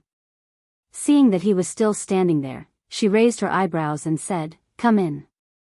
Don't you have something to tell me?" Xue Rong lowered his head and followed her into the room. He carefully closed the door. He even went over to pour a cup of tea for Yundong. This person had really been professionally trained. "Miss, you said that you have a clue about Bai Muzi. Were you referring to the Xie family?" Yundong thought that he indeed knew. "I were." "Why? Are you trying to persuade me to give up? Do you think it's impossible to get Bai Muzi from the Xie family?" Xue Rong thought for a moment. It's indeed impossible to obtain Bai Muzi from the Xie family, because it is no longer in the Xie family. Yundong suddenly stood up from his chair. "What did you say?" Xue Rong said, there was indeed a Bai Muzi in the Xie family. However, 3 months ago, the eldest young master of the Xie family suddenly fell ill, and Bai Muzi was used by him. What he didn't say was that it was also because of that illness that 2 servants were killed in the courtyard of the eldest young master of the Xie family. The rest were sold, and he was one of them. Yundong frowned fiercely. 2 to 3 months ago, didn't that mean that it was gone before Dr. Song wrote to her? Communications in this era were so inconvenient that the information lagged for so long. "You promise, no more?" Xue Rong knelt down. "I can swear that I didn't lie to you just now." "All right, get up. I don't mean to question you." Yundong rubbed her temples and sighed inwardly. However, Xue Rong still knelt on the ground and had no intention of getting up. Yundong frowned. "Why? Is there anything else?" "Miss, I know that old master's injury was caused by the second young master of the Xie family." Xue Rong lowered his head. "Miss, do you want to avenge old master? You don't think I can do it?" Xue Rong pursed his lips. Hearing Yundong's words, his body trembled and he hesitated for a moment. He shut his mouth and did not say anything else. Yundong was so angry that she almost laughed. "Xue Rong, I know that you used to serve the eldest young master of the Xie family. The Xie family is rich and has many rules. There are also many demons and monsters inside, and there are endless open and hidden conflicts. I understand that you've developed a cautious personality, but am not the Xie family. There's no need to hide anything, and you don't have to be afraid that I'll be unhappy if I hear it. I hope you can be straightforward. I won't blame you." Xue Rong was stunned for a moment before he smiled bitterly in his heart. After a long time, he nodded slightly. "I don't think you can't do it, Mississippi. It's just that the Xie residence is far larger than what the outside world sees. The inside is complicated. Not only does it have the Prefecture magistrate as its backer, but it also has someone in the capital and even. In short, it won't be easy for Miss to deal with second young master." Yundong sneered. After saying so much, didn't he still think that she couldn't do it? Indeed, if she was alone, she would consider it carefully. After all, dealing with the Xie family was not the same as dealing with the Gu family. But didn't the Xie family want to die? She could give them a push. "All right, I know what you're saying. I know what to do. Go back and take care of my father first." Xue Rong felt that Miss would not let the matter rest, but he could not say anything. In the following days, Yundong focused on taking care of Dajiang. It was as if he had nothing else to do other than let him recuperate. Xue Rong had a very strange feeling. Miss seemed to have given up, but she also seemed to be planning something, but she did not do anything. 6 days later, when Dajiang could walk on the ground, someone came to the inn. Chapter 473:1 Am Mo Xulin. When Yundong went downstairs, he brushed past someone. When that person passed by her, he said in a low voice, "Miss Gu, let's talk in private." Yundong was stunned for a moment. She turned her head and glanced at him. This person looked very ordinary and was dressed in the same style as the guests in the inn. No one would notice him in the crowd. But Yundong could still feel that he was constantly tense. He was a martial artist. She calculated the time and roughly guessed who this person was. Seeing that she didn't say anything or respond, the other party thought that he had been too abrupt and quickly added, "Mr. Qin asked me to come." Yundong nodded and the man went downstairs first. Seeing him leave the inn, Yundong slowly walked out of the door as if she was taking a leisurely stroll. That person walked at a moderate pace in front, and Yundong followed him slowly. Until he turned at an intersection and entered a small courtyard. When Yundong entered the courtyard, he realized that there were about a dozen people inside. All of them looked travel-worn. They looked like they had just arrived at Wanqing Prefecture. Upon seeing her enter, one of them, who seemed to be their leader, immediately stood up. "Miss Gu, Am Mo Xulin. I'm here on Lord Qin's orders to investigate the Xie family. By the way, this is from Lord Qin." He took out a letter and handed it to Yundong.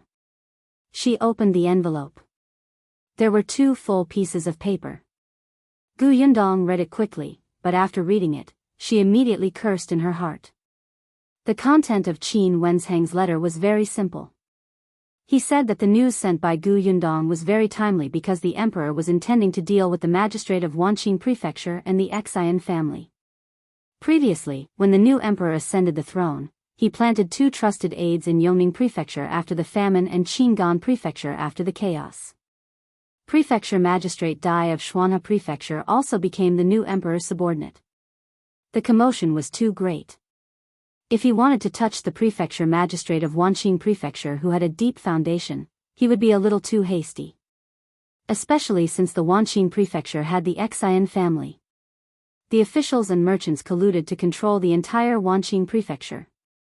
The emperor knew that the prefecture magistrate wasn't a good person, and he also knew that the Xie family wasn't clean. It was obvious just from how luxurious their residence was. Now that more than half a year had passed, the emperor was indeed prepared to take down Wanqing Prefecture. It could be seen from the fact that he had started to support the Duan family. However, the emperor had been collecting information on the Xie family and the magistrate. This information could not be too small. Otherwise, who knew when they would make a comeback? Just as they were looking for a breakthrough, Yundong unexpectedly gave them a pleasant surprise. The Xie family was simply too daring. They actually dared to have dealings with the other 2 countries.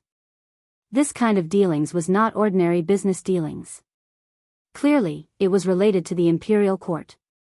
Actually, Qin Wenjing also knew that with the ability of the Xie family, even if they had dealings, it was only some money transactions. The Xie family was not qualified to come into contact with the center of political power. Even if they wanted to betray their country, they would not be able to do it. However, this was enough. Especially when it was related to the prefecture magistrate here, it wouldn't be an exaggeration to kill the entire family. Therefore, Qin Wenjing sent people over to prepare for a drastic reorganization. The question was, why did he want her to find a way to get incriminating evidence? Yundong wanted to slam the table. Wasn't her mission over after informing them? It was enough for her to just wait and watch the show. Why was Qin Wenjing still adding trouble for her? Yundong slammed the letter on the table and pointed at Am Mo Xulin. Chapter 474, Seduction. You all seem to be highly skilled in martial arts. If you want to find evidence, you can just sneak in, right? Yundong was so angry that she laughed. I'm a weak woman, and you actually handed the most important thing to me? Do you think I'm too good-looking and want others to chop me into pieces? Am Mo Xulin was speechless. Miss, don't feel so good about yourself, all right? He coughed lightly and said, the Xian residence is heavily guarded. It's naturally not a problem for us to sneak in, but it's easy to alert the enemy. Heavily guarded? Didn't her father, Gu Dajiang, sneak in? No, Gu Dajiang could only ask around outside. He couldn't go to the master's courtyard, let alone the places where evidence was placed. Am Mo Xulin continued, actually, it's not like no one has infiltrated the Xian family before. They even entered Master Zin's study, but there's nothing in the study. If we want to find evidence of guilt, I'm afraid a few days won't be enough. If you can't find it in the study, do you think I can? Once we alert the enemy, the Xian family will be easy. We can just capture them anyway, but the forces in the capital that colluded with the Xian family will be on guard. Yundong was enlightened. Are you making such a big move this time? It won't be easy to clean up the mess. So, what the emperor really wanted to deal with were those people in the capital? All the more reason for her not to get involved. Am Mo Xulin lowered his eyes. He could not say anything in front of Yundong.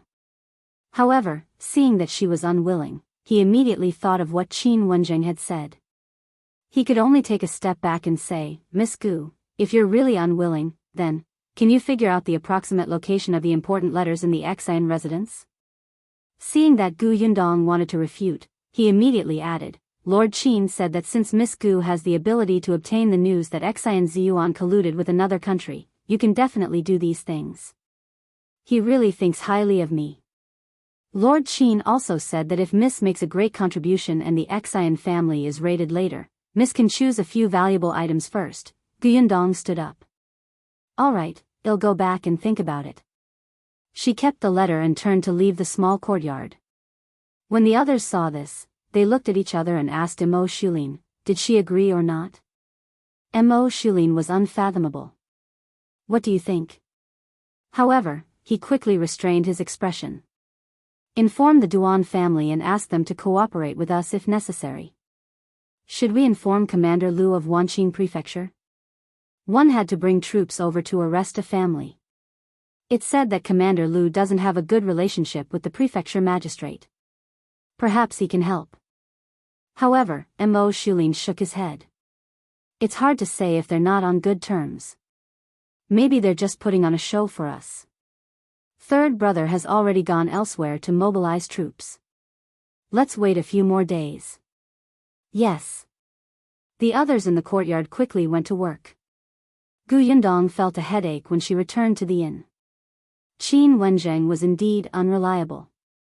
However, although she was cursing Wanqing in her heart, her mind still started to spin. In the following days, Yundong was very busy. Tong Shuetao did not know what she was doing. In any case, she would do whatever young miss instructed her to do. Gu Dajiang was a little worried. He had once asked Yundong, but she said that it was for business. Only Xue Rong started to feel uneasy.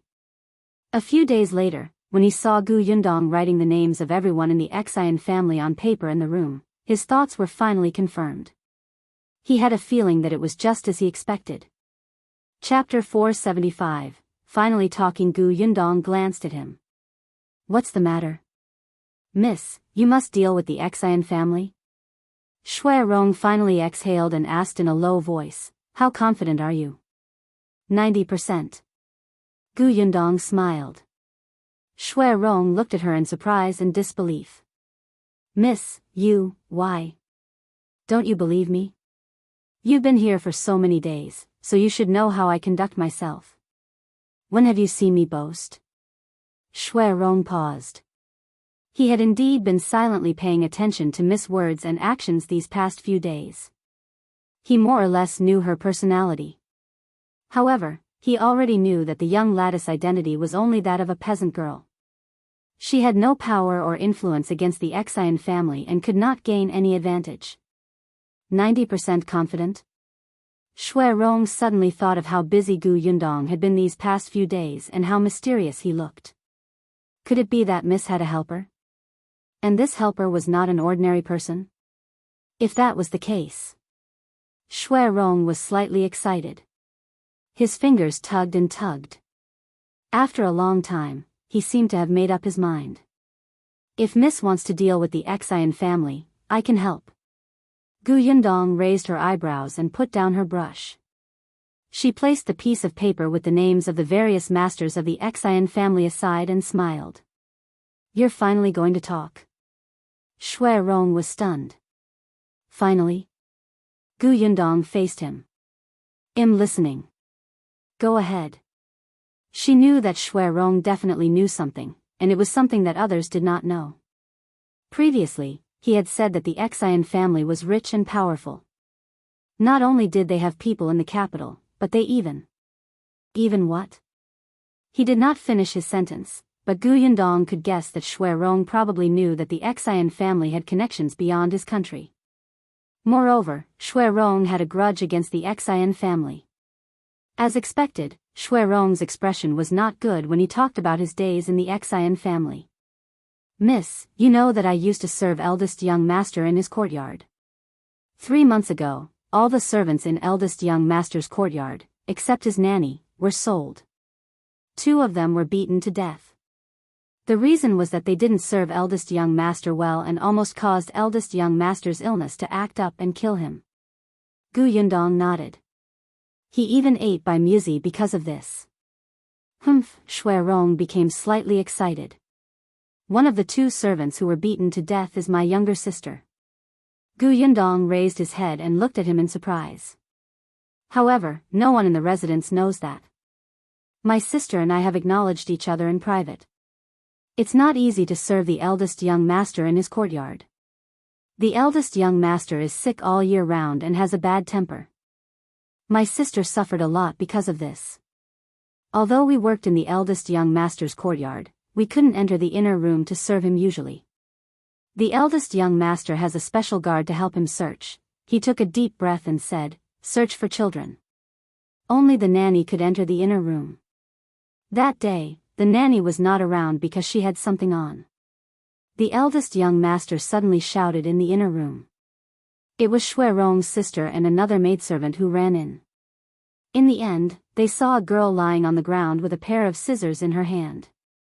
The scissors were stained with blood, and so was the eldest young master's neck. The girl must have stabbed the young master, but the girl was also killed by the young master on the spot. Xue Rong's sister was scared to death at that time. She and the other maidservant were at a loss. Only when the eldest young master looked over fiercely did the 2 of them hurriedly stop the bleeding. The eldest young master might have lost too much blood and fainted on the spot. The other maidservant was afraid. After she and Xue Rong's sister carried him to the bed, she said that she wanted to call a doctor and ran away on the spot. Chapter 476. A rumor. Xue Rong's sister could only take care of the eldest young master by herself.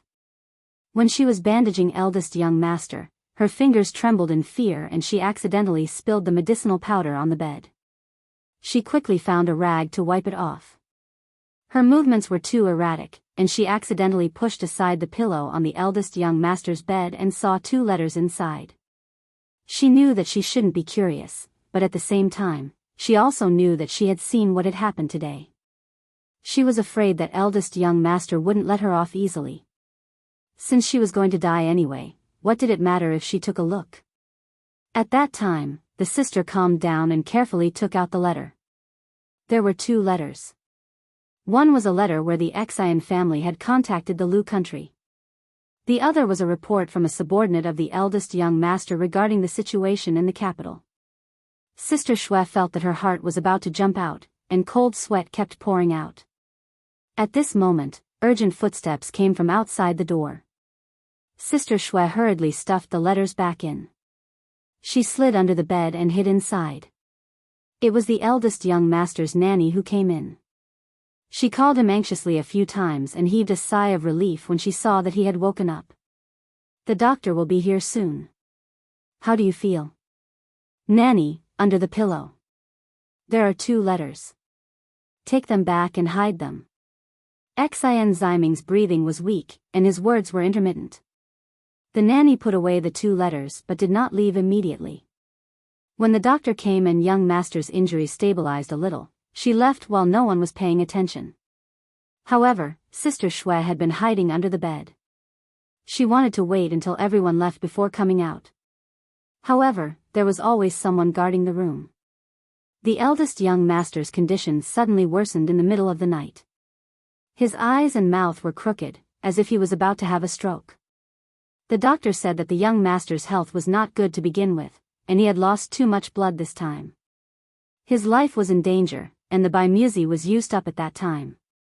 Fortunately, on the second day, his condition improved, and there was finally a time when there was no one in the room. Sister Xue took advantage of this time to crawl out from under the bed. When she came out, she realized that the entire courtyard was guarded. She could not even leave the eldest young master's house. She even vaguely heard that the maidservant who had seen the eldest young master's condition with her previously tried to escape from the Xiyuan residence, but was captured and brought back.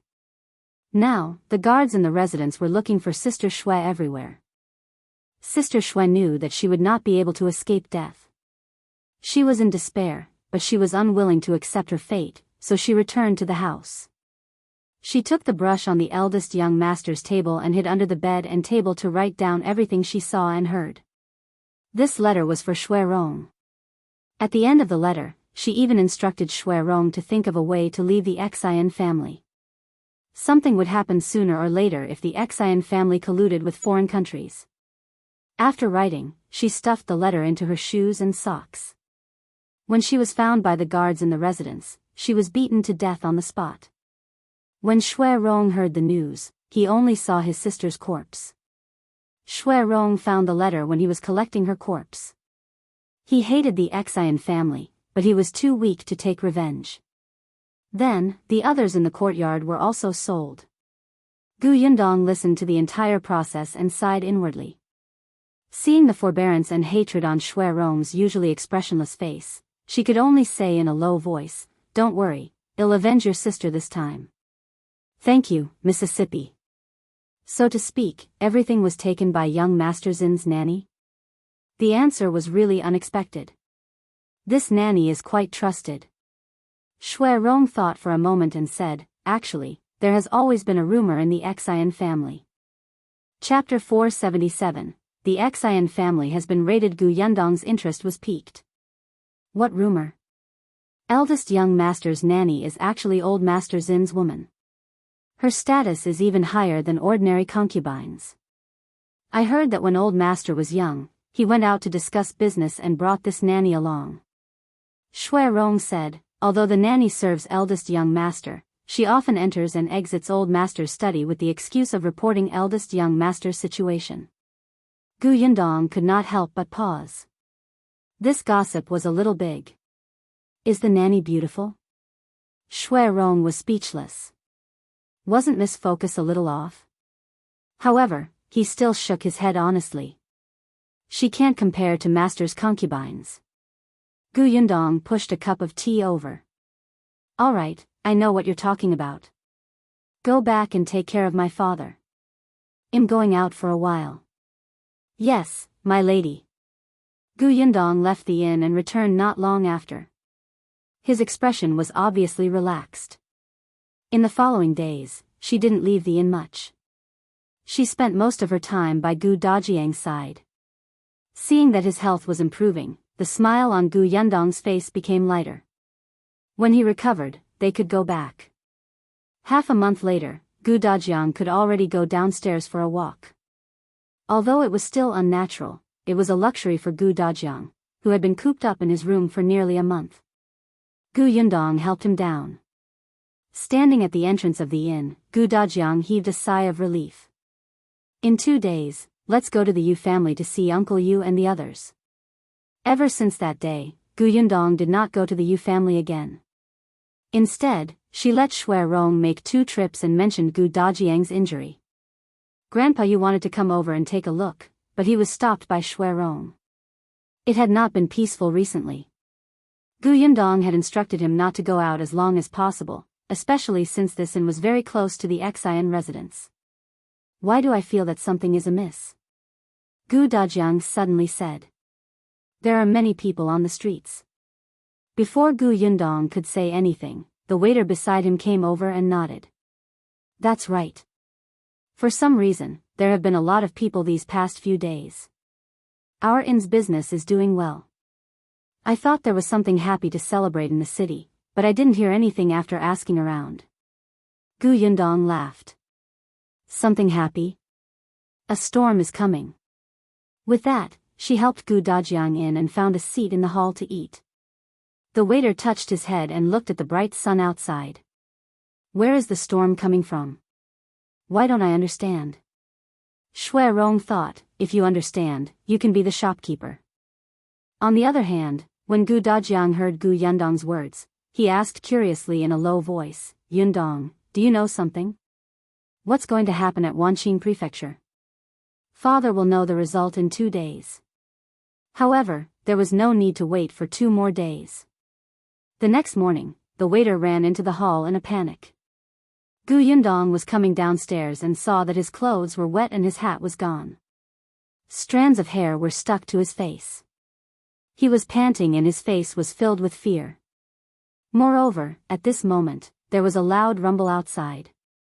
A bolt of lightning struck down, accompanied by the patter of rain. As expected, the atmosphere was already appropriate. The waiter wiped his face and said in a trembling voice, Shopkeeper, the prefecture magistrate has been arrested. The Xian residence has also been raided. Chapter 478, Everyone's shocked. The waiter's words suddenly sounded in the hall. The shopkeeper was so shocked that he forgot about the abacus. Even the guests who were originally sitting there chatting and resting turned to look at him in shock. The shopkeeper walked out from behind the counter without a word and asked anxiously, What did you say just now? What happened? What do you mean by the prefecture magistrate has been arrested and the Xian residence has been raided? Yes. What happened? The Xian family? Our Wanqing prefecture's 100-year-old clan was actually raided? A customer stood up and walked over in disbelief. The waiter was still in shock and his words were a little ethereal. One don't know either. Just now, when I went home to get my things, I walked to the street at the entrance of the Xian residence and saw many soldiers guarding it. The plaque of the Xian residence was also smashed down by those soldiers.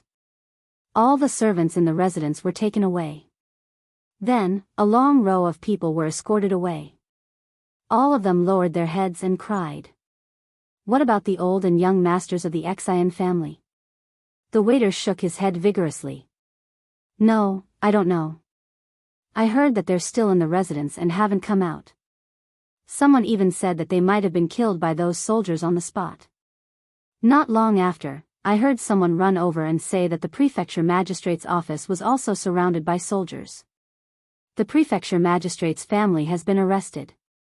I don't know what's going on. Everyone was shocked when they heard that. The shopkeeper slapped his thigh. No wonder there have been many people in the prefecture city recently. I knew something big would happen. As expected. But this matter is too big. I don't even dare to think about it. The waiter finally came back to his senses and nodded repeatedly when he heard the shopkeeper's words. I also heard that these soldiers were transferred over from elsewhere. All of them are unfamiliar fierce faces. They're too terrifying. I originally wanted to go to the entrance of the Xian residence to ask around, but I didn't dare to and ran back. So, did anyone say what they did? The waiter shook his head sadly. I don't know. Gu Yundong was still standing on the stairs and listening. Xue Rong was standing behind her at some point. He looked a little agitated and his eyes were slightly red. Miss, Gu Yundong turned to look at him. Xue Rong tried his best to smile. Miss, you actually did it. The Xian family was such a colossus. Their power was magnificent and they had the backing of the prefecture magistrate and the high officials in the capital. But now, in just half a month, not only had their home been raided, but even the forces behind them had been uprooted. Xue Rong thought that if it wasn't for the fact that he was afraid of attracting too much attention outside, he would have knelt down on the spot and kowtowed to the Mississippi. Gu Yundong smiled. Let's go and take a look. Yes. Xue Rong shook his hand and a smile finally appeared on his face. He followed Gu Yundong downstairs. Tong Shuetao, who was standing upstairs, glared at his back fiercely. This Xue Rong must have ulterior motives. He must be a toad lusting after swan meat. He was clearly bought to serve the old master, but he kept approaching Mississippi. He was simply shameless. Miss had been deceived by him. She was so angry. Tong Shuetao kept staring at his figure as he disappeared from the door.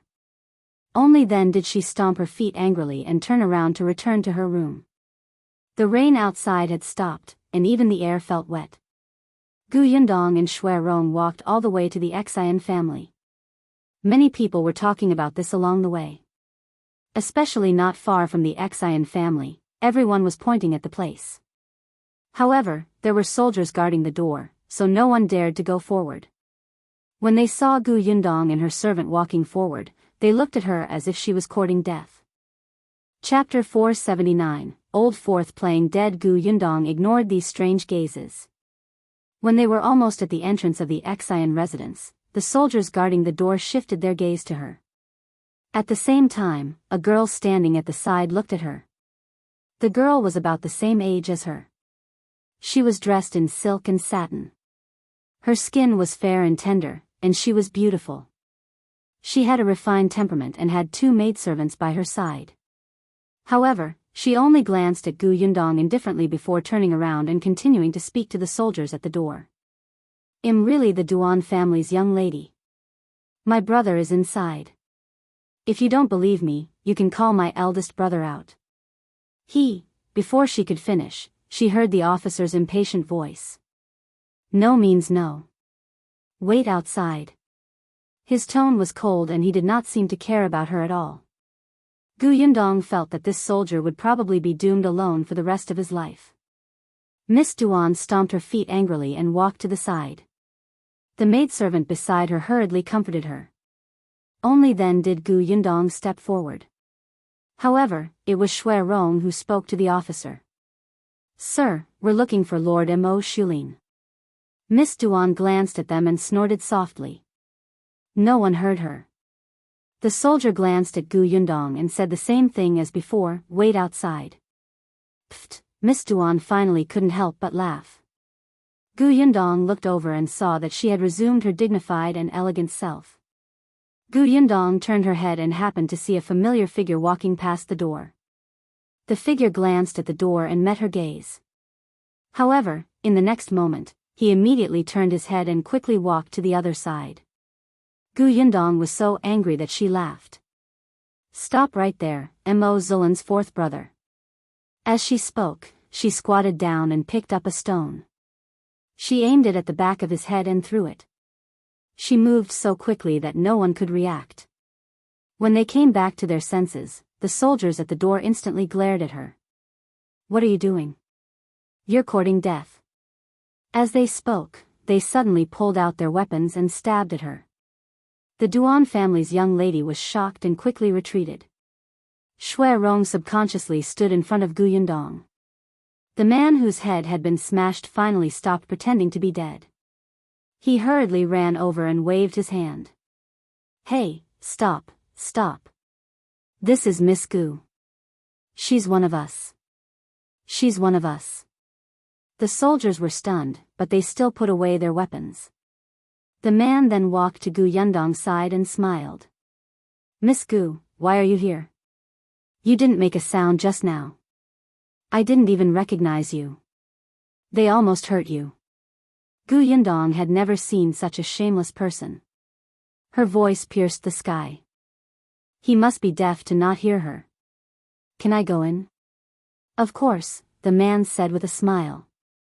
He made the soldiers retreat and quickly led Gu Yundong inside. Seeing this, the Duan family's young lady was stunned. She quickly took 2 steps forward. "Sir, please wait." The man frowned and stopped to look at her unhappily. "What is it?" "Lord, I'm from the Duan family. My eldest brother is Duan Xian. He's inside. Can I go in and talk to him?" "No." With that, the man turned to smile at Gu Yundong and led her inside. "The stairs here are steep. Miss, be careful. Miss Duan was speechless. She was so angry.